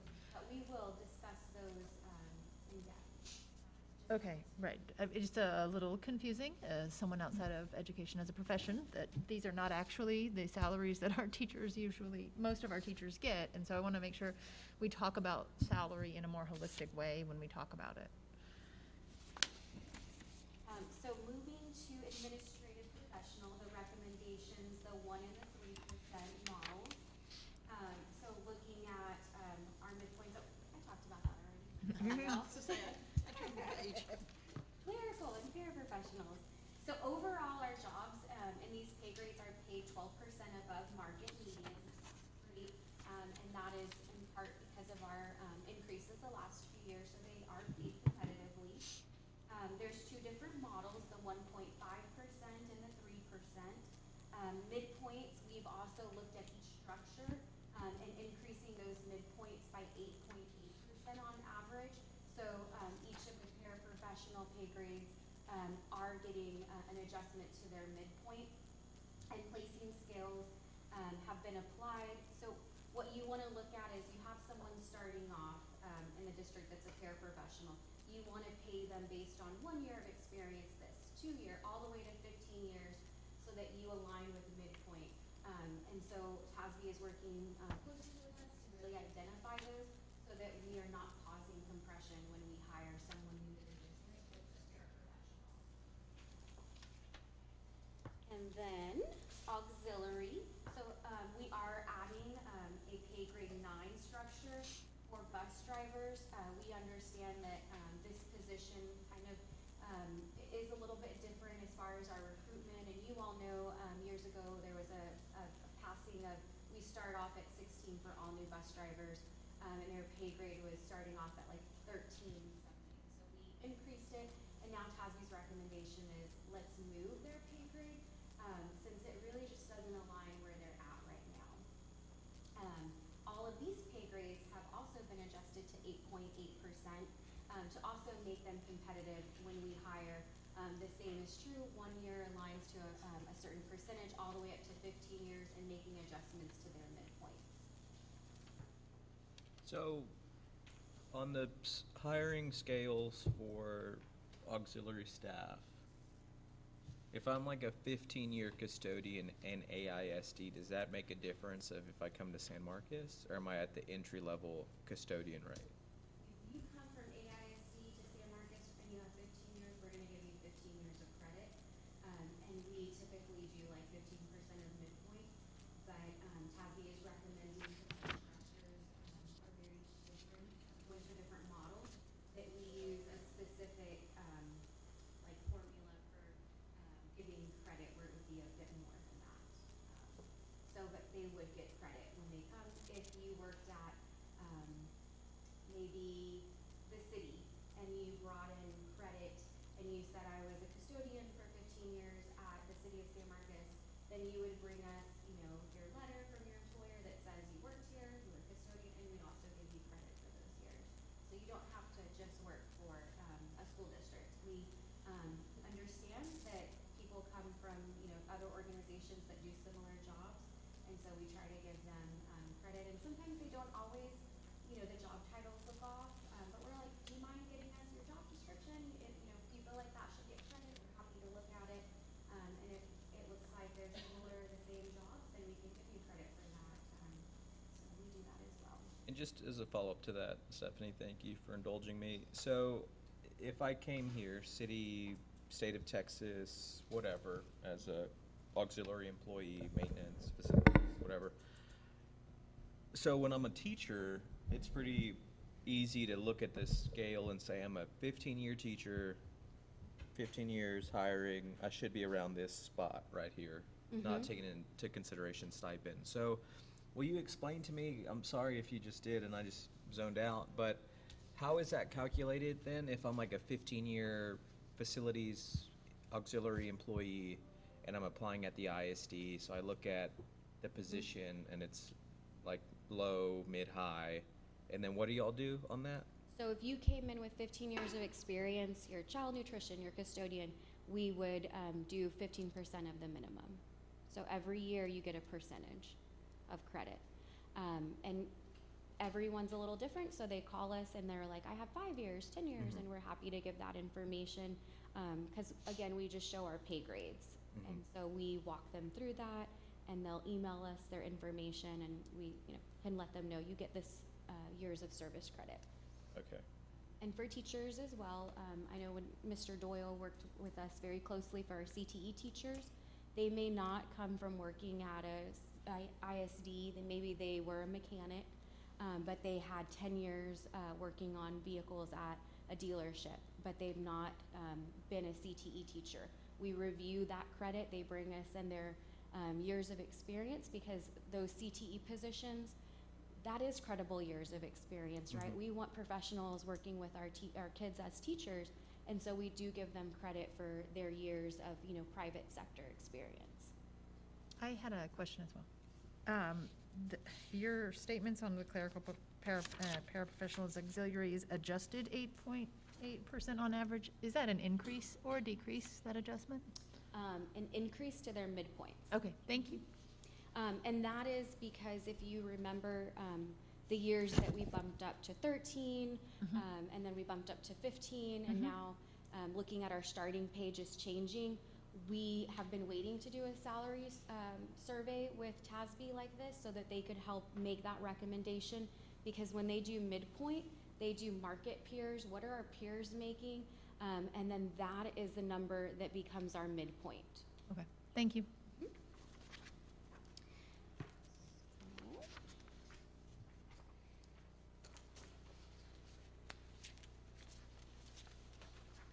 So just a recap of TASB's recommendation. So we have a 1.5%, a 3% general pay increase, adjustments to 1, 2, and 7 for the 1.5 model. Administrator, a 1 and a 3 general pay, and then teacher pay equity adjustments. So that is for some of the positions that they are recommending. And we talked about our trainer position, athletic trainer, moving into the administrative pay grade when we talked about stipends. So there's a few of those positions that they're recommending move into this pay because of the duties that they're doing. Clerical and paraprofessionals, 1.5 and 3%, and then looking at payment scale adjustments, auxiliary, the same thing, 1.5 and 3%, general pay increase, and adjustments of pay grade 9 for bus driver to be on a separate pay grade. Looking at our different salary scenario options, so every year we kind of tell you can do no change at all, and then general pay increase, the employee retention incentive, that's an option. And then we've talked about a one-time mid-year supplement. At this time, we do not have any recommendations for that. We've tied retention to ours. The next page is salary scenario 1. So a no change, if we just rolled over our salaries for next year, we'd be looking at $70,925,429. If we did a salary scenario, we're going to call it 2A, and we did 1.5 for teachers, 1% for administrators, and the recommendation I believe we received was $1 flat rate. That is the salary cost for this. The recommendation or request? That was a request, excuse me. Okay. A request from a board member. Does that include the adjustments that you already talked about, or is that That does just not. these? Okay.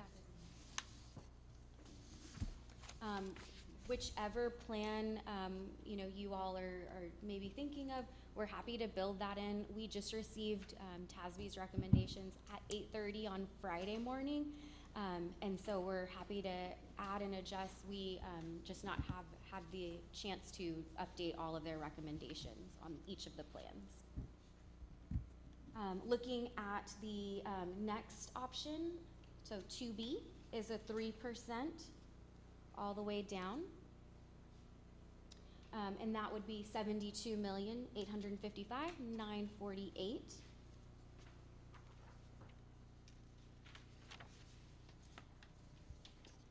And as we look at this option, just some things to consider for our other districts who are possibly going towards a 7% increase. What does that look like? Just if you want to hold on to that number before I go to the next page. If you multiply our average salary for teachers, that's that 56,566 times 7%. That would be giving each step 39.59, so call it 39.60. And then when we look into the next slide, if we decided to go with an employee retention incentive, it would be for $3,000 for teachers, administrators to include counselors, LSSPs, SLPs, ILS, RNs of $3,000. Our classified staff, like our clerks, bus drivers, child nutrition, IAs, $1,500. Our total cost would be $3,190,500. These payments would be in October and April, and this would be tied to retention, very similar to what we did this year. So we tied a retention. If a staff member were to leave for, medical reasons, then we would not, recoup those funds. So is the incentive, the 3,000 for teachers, 3,000 in October and 3,000 in April, or is it that? It would be a one-time. So it'd be a one-time payment of $3,000. We do $1,500 in October, $1,500 in April. Thank you. I have a question. So is there a reason why we limited classified employees to just 1,500? I believe that was just a recommendation or request. As we look at retention and recruiting, really for our teachers, that 3,000 I believe is wonderful when you look at staff who are, or other districts who are doing 7%, all the way up to Round Rock and Pflugerville. It allows us to give a one-time payment that we don't have to roll over every year.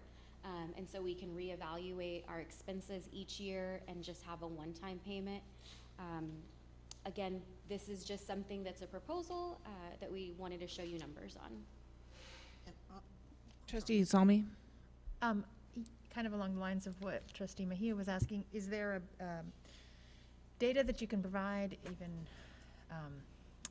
anecdotal, regarding the staff positions that we need to fill, right? So I know that teachers we have a much higher early leaving rate than we have in the past. 25 teachers took us up on it this year as opposed to previous years where it was on average, I think, 14. So we had more teachers leaving this year than previous years. So I know that we have a need for teacher retention. Is that also evident in our classified level employees? Are they staying or are they leaving in similar rates? Like, where are we on that? I can give you data, but no. I mean, we are seeing more of the movement in our teachers. I mean, you all, if you look at our website, you can see we've had postings that, we've tried to fill throughout the year. And so, I would say it's been a little more challenging for teacher recruitment and retention of, all three of the positions, class or type of positions. Our teacher retention and recruitment have been some of the more difficult ones to fill. Okay, so the majority of the open positions are among teachers. The majority of the unfilled positions are among teachers. Okay, thank you. Trustee Hansen? The one that says administrators, does that include our principals and assistant principals? And Yes, ma'am. Okay, I didn't know if it was just the people in parentheses or not, but it's plus those. Yes. Okay, thank Plus you. those. Trustee Mejia? So back to what, can you hear me? I can. Okay. So back to what Trustee Salmi was kind of like saying about the classified. We're going through inflation right now. And I think last year we voted on entry level being $15 an hour, right? Am I mistaken? Am I correct? Mhm. So if they're full time, that's not enough. Like, that's not livable wage anymore. $15 an hour. I'd be interested in having a discussion with my colleagues, if they're interested right now, in just doing an incentive for $3,000 for every single employee type. Trustee Arredondo? Just as a follow-up to that, obviously it's pretty simple arithmetic based on the graph. Multiply 551 classified employees by 3,000.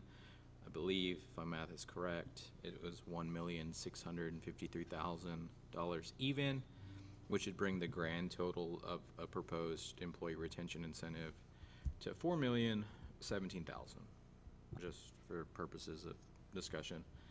I actually spoke with Dr. Cardona about this, and as we talk about a proposal, historically, our retention incentives have been flat rates across the organization, and I know as someone who voted on the prevailing side of increasing our classified employee hourly rates by $2 per hour this past fiscal year, our classified employees saw a bigger raise than classroom teachers, and I appreciate the understanding of classroom teachers who reached out to me after that board meeting and said, you know, it has been our hourly employees who've kept the organization open.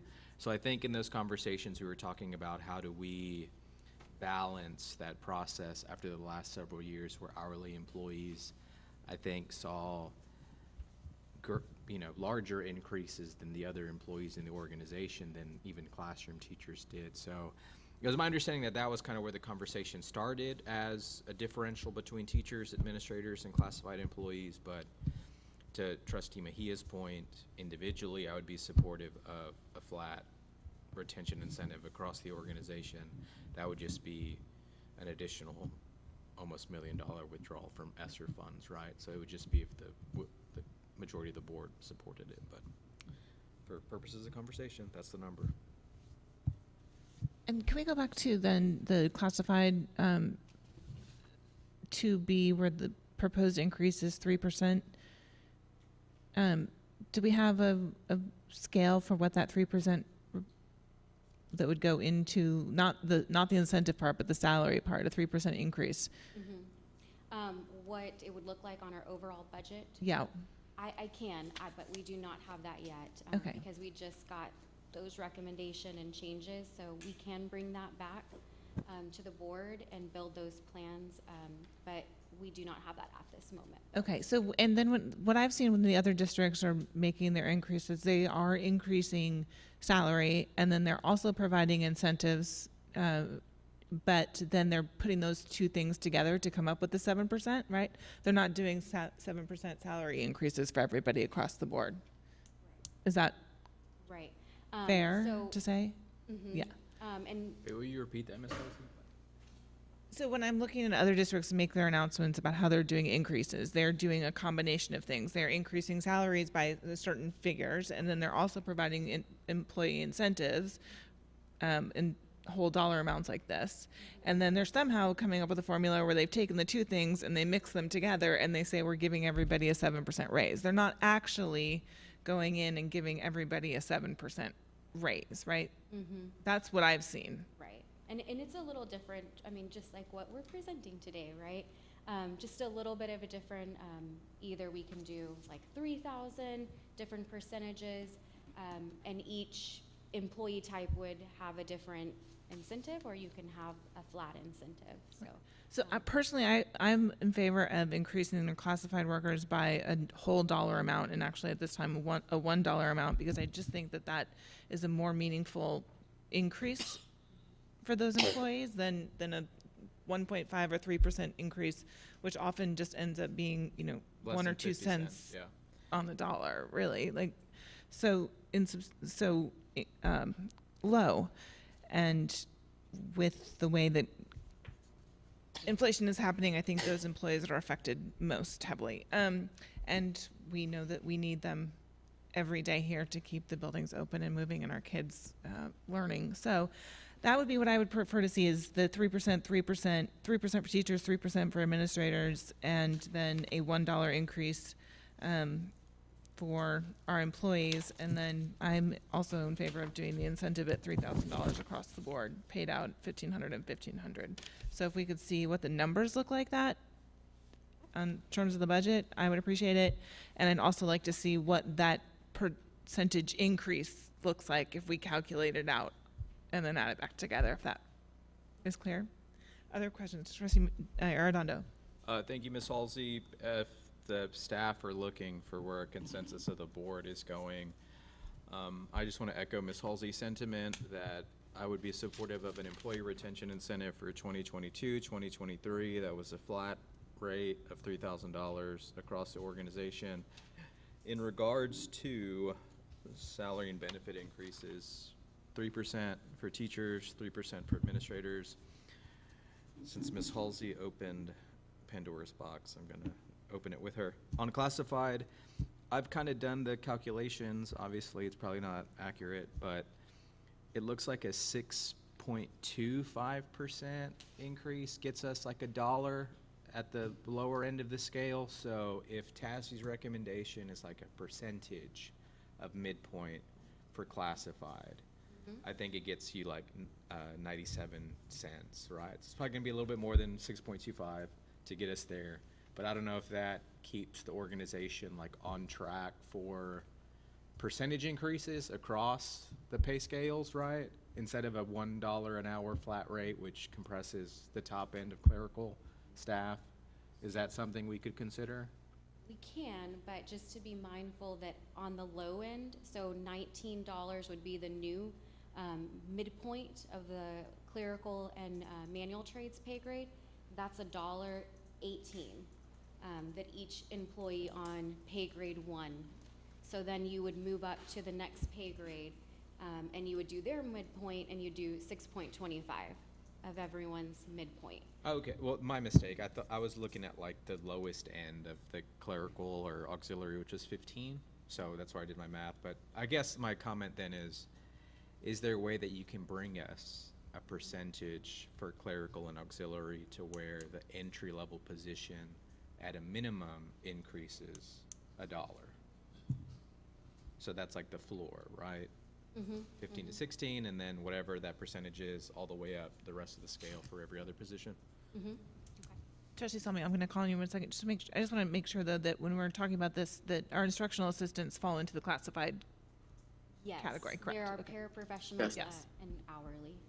Thank you. Trustee Salmi? Ms. Halsey, when you have a chance, I'd like to speak. Yes, sorry, President Cantu. You'll be next after Trustee Salmi. Okay, are we, Thank- we haven't gone all the way through the budget proposals, but I did notice on the final, or on the second to last page, the summary of our fund balance estimate for 22-23, and I don't think it includes the 3 months of operating expenses. Am I, okay, I would really like to see 3 months of operating expenses as a line item every time we see the budget. I think that that would be extremely helpful to everyone, so that we know we are not exceeding that when we approve additional expenditures.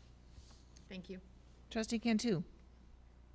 I was wondering if we have any other money other than just our regular budget to do the employee retention incentive. Is there a pocket of money that we could get it from, say, ESSER or somewhere else, as opposed to out of our regular budget? Yes, the plan is to use ESSER money. So it would be feasible to do the employee retention incentive in addition to the increases as the options are stated for us to look at and vote on. It is feasible to take the retention incentive from ESSER and then do the proposed changes, yes.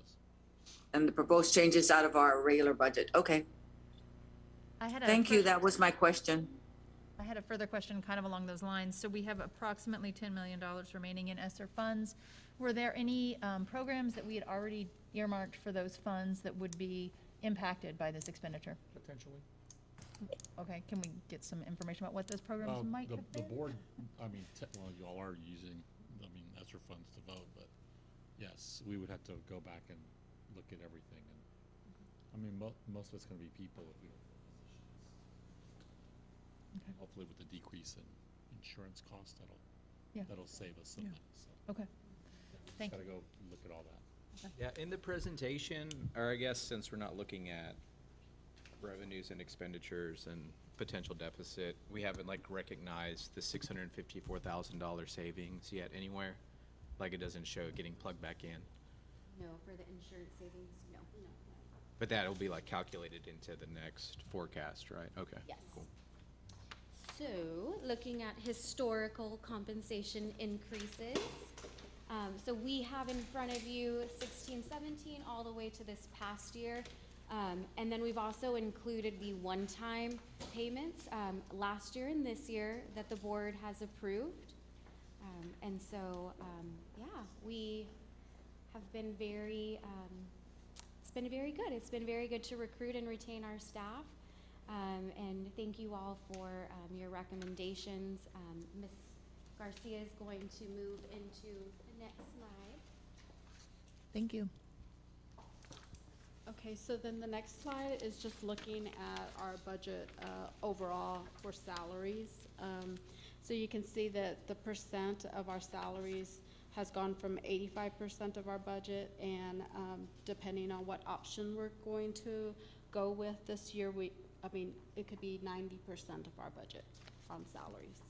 So you could just kind of see the trend there of where we're going. I mean, it is what it is. I mean, we're trying to keep our people and pay them accordingly, but we also have to keep in mind that our fund balance is going to start lowering as we keep going up on our compensation. And then on the last page, as y'all are already kind of looking at, you can see our fund balance, and we add into the central office here.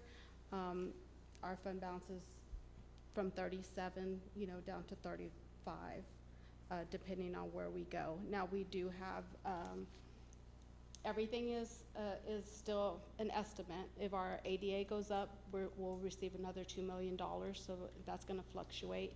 And then we have a little savings with the insurance. So these numbers are gonna fluctuate, but I can see them maybe moving $1 million, $2 million up or down, just depending on where we land with our ADA and other cuts or proposals. If we don't hire everybody, of course, we'll have some more money coming in. So it's just gonna fluctuate.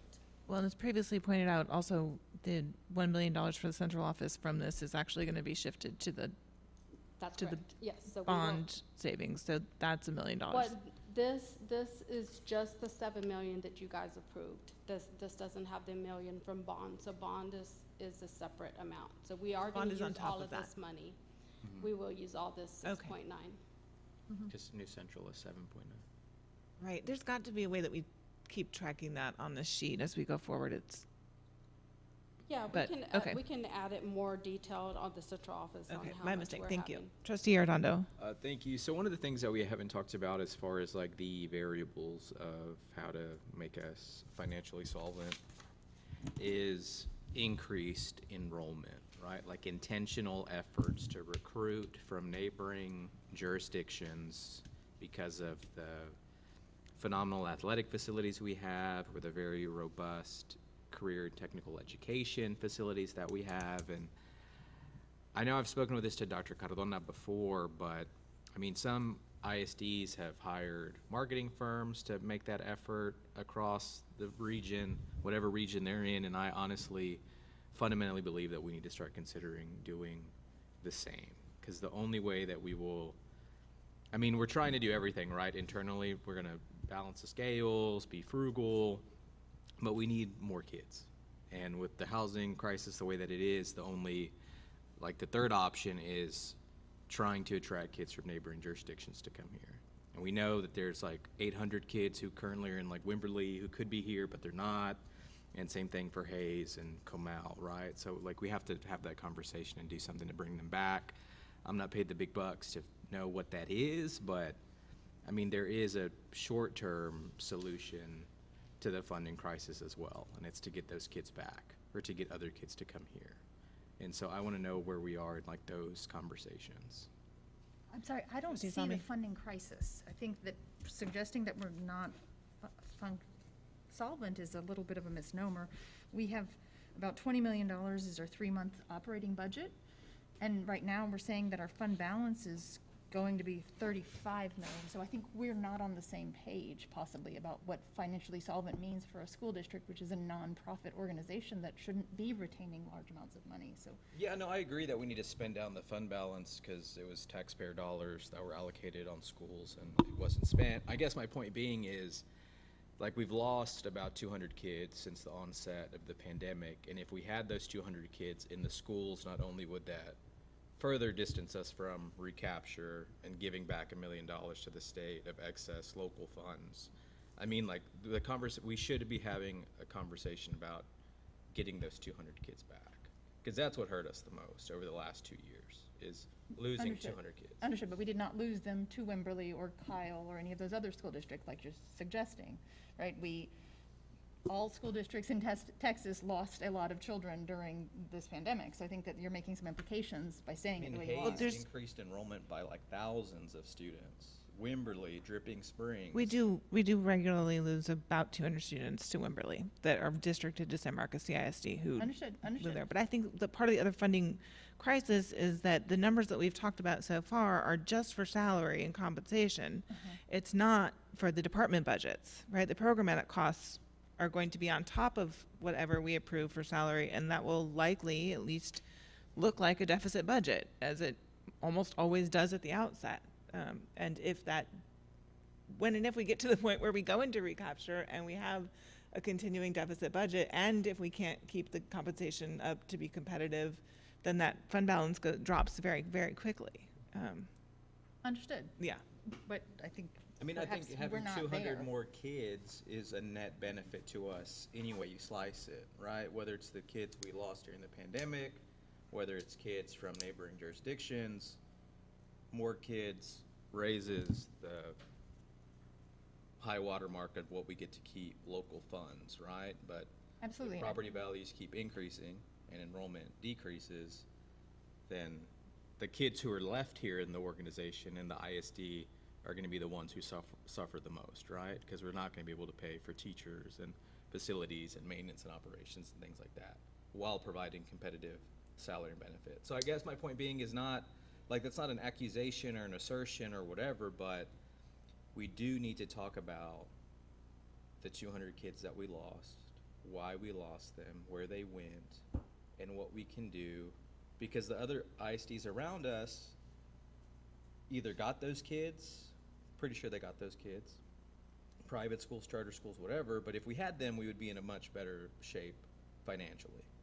And the recapture number would be further away from us because of it. So it's just other ISDs are actively having the conversations of how do we recruit kids from neighboring school districts that increase our ADA, and I think we need to have the same conversations here. Because we do have phenomenal programs and facilities that some of our neighbors do not, and I think families should know about it. Yeah, I agree 100% that we have phenomenal programs. I don't agree that we should be hiring an expensive marketing firm for that. I think that we have some well-paid employees who have that as part of their responsibility, so.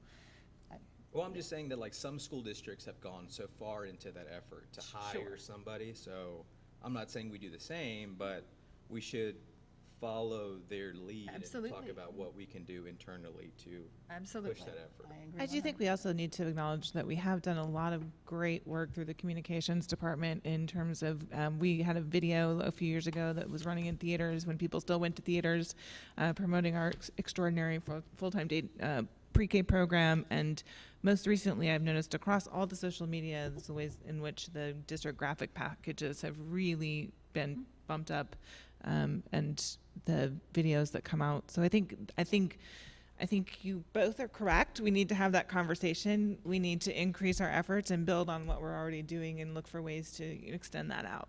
But And we need our kids back in the building. I mean, the reality is our attendance is built on the kids we currently have. So if our high school is at 93%, if our middle schools are at 95 to 96%, and our elementaries are at 97 to 98%, like they were pre-pandemic, we would be in a much better situation. And it's time for our kids and families to come back, you know, when we return in August. I mean, other districts have moved on and we have got to get our kids, the kids that are here, back on a more consistent basis and recruiting kids and all that stuff, so. Trustee Mejia. So just to It's- follow up on Trustee Arredondo's comment, I do agree with him that we should be focusing on marketing, because marketing is everything, and it shouldn't be at the district level. It should also fall on also every single campus within the district. I'd be interested in having, like, possibly Mr. Fernandez present to us as far as what his team is doing to market our district, and how they go about learning how to market our district and events and so on. Is that possible? Absolutely. And I think there's things that we do that we don't necessarily market that we do. Like, for example, one example I'm thinking of is the Trace subdivision. So they have 2 builders in there. So what we did last summer, and hopefully I'm not on the mic because I don't want Hayes and surrounding districts to hear this, but we partnered with them and they put in an open records request for the local school districts. I didn't want it to come from the district. And so what we did was we partnered up with that Trace subdivision builders, and then we sent out a flyer to all the students in the district, letting them know not only come to our great schools, but come look at these beautiful houses. And so that's just something that we did, and I should have done a better job of telling you all that. And then to be quite honest, it's just been putting out fires these last 2 years. And so and I even talked to Justice about this a few weeks ago. I said, we really need to get back into the marketing aspect of school districts and recruiting students. But it has been putting out fires the last 2 years, but that's not an excuse anymore. Just like our campuses have been able to iterate and still, push out learning, we need to do a better job of marketing ourselves as well. So, I think it's a great topic, and we will definitely put that in the forefront these next few weeks. Well, and I think it's being honest about some of our challenges, right? Like, we, at one point in time, had scheduled that elementary school number 8 would go at La Cima. And that home builder, that developer, is now incentivizing its residents to buy homes there to send their children to the academy. And that needs to be a conversation that this board has, and I even would argue revisit that commitment of putting elementary school 8 there, so FYI to my colleagues up here, because, again, like, those types of financial decisions in the community impacts the kids who are currently in the ISD and the staff and families, and so it's being cognizant that competitors, neighboring schools are working with developers to offer incentives to not go to San Marcos CISD schools, right? So how do we respond to that? How do we sell ourselves? And quite frankly, how do we combat those types of challenges to get kids enrolled in the district, who live within the boundaries? Well, and also, one way to think about it is universities. They're always competing against each other, and so they're basically funded by enrollment. So admissions has to work hard to make those numbers. And I would say, like, if you network with some of the campus marketing offices there, just to see what they do to put themselves out there and try to meet those enrollment numbers every single year. It doesn't have to be here from San Marcos. It can be like anywhere. I'd be very supportive if, of Dr. Cardona even,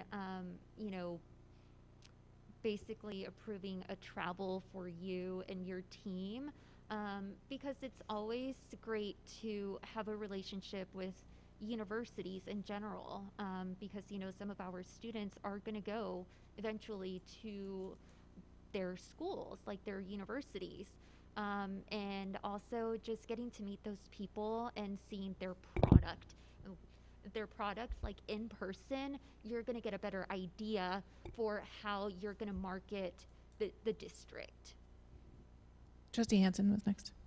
I'd also like to add La Cima to what you did with Trace, because I talked to their marketing director during the state of the district, and he was very much pushing for the people who build houses there, the customers, I should say, moving it, enrolling their students in the district. And he really wanted to, he said what he saw was really helping him. So maybe we can give him a video of some of the things, because he was just asking for, and I should have said something to you earlier, but I forgot. Trustee Villalpando? I'd like to ask Dr. Cardona, I hear you when you say we need to get our students back. Can we do a survey of who's missing and are they still here? If they're not here, then where did they go? I'm not talking about the schools. I'm talking about basically our lower indigent population. And if they're not here, where did they go? So we do track, our schools do track where they go, and typically it's lagging. So we do have a state repository where we can check if they stay in the state, we can track them. If they leave the country, like 300 of them did in the pandemic, it's hard to track them. Yeah, that's what I was thinking about. Yeah. Okay, so we do have a number of how many have left? We do, yes, we do, and our PEMS coordinator and our back-end people, they do communicate with the state, so we can track the kids where they're at, but we do still have a few that are missing. But I'm talking the kids currently enrolled And that's what I'm correct, interested in. that we need them back in the building on a consistent basis, so. Trustee Salmi? How can we, as a board, help? Well, I think that's a great segue for me, because what I really think we need to remember is that the reputation and culture of this district are the responsibility of the people on this dais. And it stops with us, and we are responsible for those things. So that's what we're talking about. We're talking about the culture and the reputation of this district. We're talking about it for our students, and we're talking about it for our staff. And we're seeing more of our staff leave this year than have previously left. And I understand that teachers don't make much money. They know that going into the profession, and I'm all for raising those salaries, absolutely. But our culture has to be one that our teachers and future teachers want to stay in, and that our families want to be in. And some of that is reputation, some of that is just leadership and all of those things, but we are the people responsible for that. And I think that we can delegate to staff all we want, but if we're not willing to hold that bar for ourselves, then it doesn't matter. We can only lead by example. That's true. We have this voice coming in. I mean, I think the challenges that we face this coming summer are multiple, right? So we have to really work to make sure that our families who are here are ready to come back in full force in August, and kids are showing up and kids are ready, and that the kids have the supplies and everything that they need to be school ready that first day. I just heard from a family who moved into the area, who are employees at Texas State, and they specifically moved here because they found out that we have the dual language program, and they wanted their elementary school children to be bilingual, and so they chose that. I also think, doing outreach as we see Austin exploding and surrounding, doing more outreach with realtors along the I-35 corridor is helpful. Of course, then we do have the squeeze, right, that we've already talked about the housing stock, and there's not that much of it. So again, that conversation we mentioned earlier about talking to the city and working in concert with the city, with the university in those ways so that they know there are really wonderful things happening here, right? There are. They're extraordinary kids. We have, our graduating class has just some real standouts. And as I said, I saw hundreds of the children that went to the prom on Saturday night, and it was such a successful experience for the kids at multiple levels. I know that there were students involved. Another student made the corsage in one of our local businesses. She's a student. She's got tons of club activities, and she has a part-time job at the floral studio downtown and was making the corsages. She made her own corsage, right? Like, it was great. And just so successful, and so many people pouring themselves into that. And I think that that is also our responsibility to make sure that that story is told broadly. Not to put on rose-colored glasses, but to look at all of the story. Absolutely. Honest and transparent communication are the only way to go. And so, I mean, that's all part of our reputation and our culture. Trustee Arredondo, and then I think we're about ready. And then to Trustee Villapondo, and we'll try to wrap up after that. So just a quick question, based on what the staff has heard from the board, what are we gonna see on the 16th? Was it like $3,000 across the board retention incentive? Yes, so for my notes, I heard 3,000 all across for the incentive, and then 3% for teachers and administrators, and then a percentage to where it would equal like $1 for hourly. At the low end, so it'd be Low whatever end, the yes. percentage would be to get $1 To for get entry $1, level. yes, because it's gonna be a percentage, so it's not going to be like an exact $1. And so if a percentage is 3% for teachers, 3% for admin and everyone who falls under that, and then I know Stephanie like snoopsed me and it wasn't 6.25%, but whatever that number is, and that would be for the entire auxiliary clerical, right? So we would, and that would not cause compression as long as it's a percent. Right, and I think with us doing the adjustments to midpoint and bringing in new hires, and we look at the new midpoint and minimums, and doing those adjustments will fix some of the compression that has happened when we just increase starting pay. And then it kind of happened all across the board where we increased by $1, $2. We need to get back on track with adjusting all of our pay grades, and that's what we're gonna do as well. Okay. So we can bring you $3K across the board as a retention incentive for all of the different pay types, and then a 3%, and then on the high end, 6.25% to equal $1, but scaling down so that every pay grade can get $1. And so what that looks like, we're gonna do our homework and we're gonna figure it out so that we can do a $1 increase for all of classified staff members. So Sorry. Because every pay grade midpoint is different. that's different than your recommendation from TASB, however, which was an 8.8% adjustment to midpoint. For all of the pay grade structures is 8.8 to their midpoint. Okay. So what we like post on our website, increasing those midpoints. Okay. What's posted. But if we're asking for like $1 increase in whatever that percentage is for each pay grade, I'm gonna have to go do the math individually. So these are mutually exclusive is what I'm trying to understand. Yes. Okay, so rather than doing what TASB recommended, the 8.8, we're saying, it sounds like that we want to do this other thing. So 8.8 is to change the pay grades, what we post on our website, and have a new minimum, midpoint, maximum to align with market. Their recommendation for increases was either 1.5% or 3%. And what I believe I'm hearing is do a percent increase that equals $1 for all of classifieds. I think I understand. So I perceive something different. So this is what I was under the assumption of. So the minimum increase would be $1 for the $15 an hour entry level position. So like the minimum wage in the ISD would be 15 to 16. So that's $1, right? So whatever that percentage is, to get to $1 at the low end, I would want to provide the percentage for auxiliary and clerical. So if it's like 6.165 to get us $1 at the entry level position midpoint, then if you're, whatever that percentage is scaling up. So obviously you go up, it's more than $1. It's like $1.50, $1.60. Because I know like at one point in time we were providing $1 per hour increases to bus drivers and custodians, but then like our HVAC mechanics, who obviously make a lot more than that and who are a lot more specialized in their trade and skill, were also receiving that $1.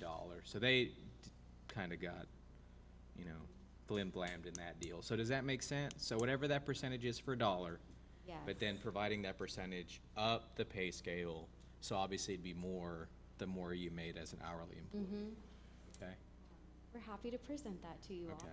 I also want to make sure that when we look at these revisions and so what the total compensation package will be, that it includes also the full healthcare coverage for employees who opt for that, right? So because that is part of the compensation package.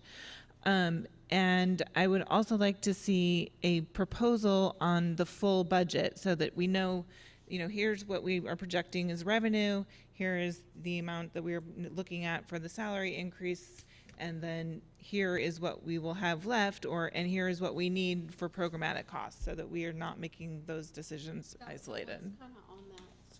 You, yeah, O&M's. You had M&O. Can you go back to? on I that just want to see it with slide? with the revised numbers, though, so Yeah, we're, Yeah, so it'll be similar to this, because we have the revenue and then the salaries and the M&O, so that gives us our total deficit there. but that's the we could salaries, put- we don't have the operating and maintenance Yeah, is not the budget. M&O is on there. I know, but that's the separate, isn't that the sinking, or is that? Oh, that's. No, that is the actual M&O, That's okay. the O&M, yes. Like department, That's all the costs. department costs, okay. I was thinking that was the sinking interest, thank you. I had previously requested from Ms. Baez that we also have an option where teacher salaries are increased 3% and administrators are not. And that may not be the most popular, but I'd like to see that as well. Thank you. Trustee Farapando? I don't have a question about the budget. I'm still wanting to get our kids back. So here we were for stream and for, right in front of us, all the UIL accomplishments. How are we promoting that out in the community? And so what do we need to do? I mean, do we need to go? Is something happening where it's somewhere where it's being, did it come out in the daily, not that this reaches a lot of people, but the Daily Record? It has, So yeah. we send out, or we have a variety of different ways to send out information. One is social media, right? We have Absolutely, that's great. I mean, and the website. We have a weekly newsletter that goes out to all of our families, and then we also have subscribers. So if you subscribe to our newsletter, you get that every Sunday we send it out.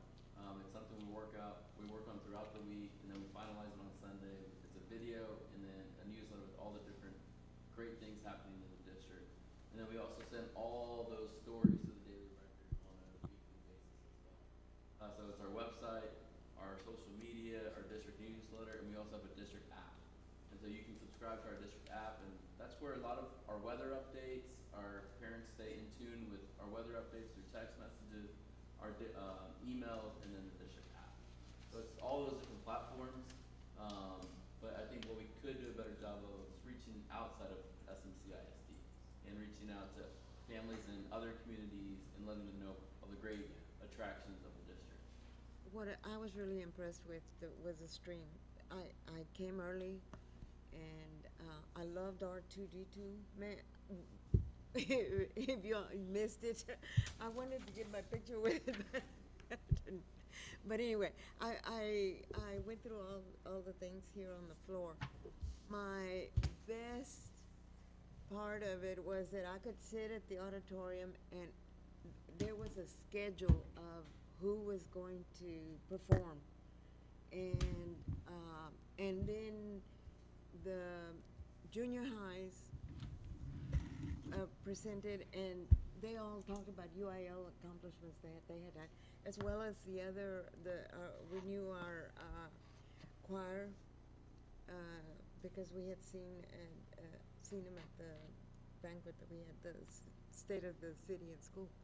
But anyway, those, and then they were playing outside, they were playing inside, and I didn't know where to go next, because there were so many activities going on until I missed them, and I was so proud.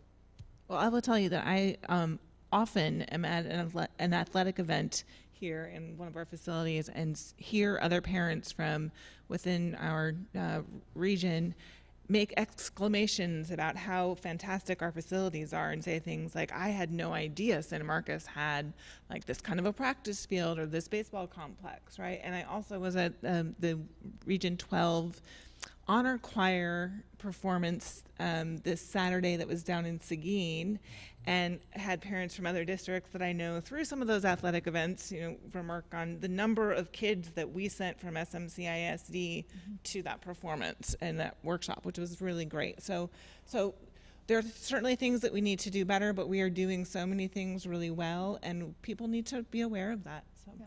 Trustee Salmi. Any movement on our recurring education column in the San Marcos Almost Daily Record? That's what we all call it. Okay. I've been bothering you about it for a minute, so I thought I'd ask again. Ms. Halsey? Yes, Ms. Ms. Halsey? Cantu. Go ahead, Ms. Cantu, we'll come back. Dr. Cardona has a student leadership team that maybe he could approach them for ideas in how to get some of our students back. Because sometimes our students know where other kids are and where they hang out and where they hide out. And maybe if we involve our leaders, our student leadership in this, maybe we could get started looking for our kids by working with our students. You know what I'm saying? That's a lot of terrific idea. A lot of times our kids know more about where the kids are than we do. They have the apps too to Yep. access them. Great idea. So I think that's a really great idea, and that goes back to networking and reaching out to the universities, because they use students, right, for their campaigns, and they try to get to know their students in order to get more, to increase their enrollment. That's how they create their marketing campaigns out of. All right, is that then the end of our presentation? Trustee Hanson, did you want to? Say, Okay, you want, okay, motion to adjourn? Second. Seconded from Dr. Salmi. All in favor, please raise your hand. Thank you, staff. Appreciate this. This is very helpful. Thank you, Ms. Hanson. Good motion. So it was Kathy first, and then Dr. Salmi. Salmi second.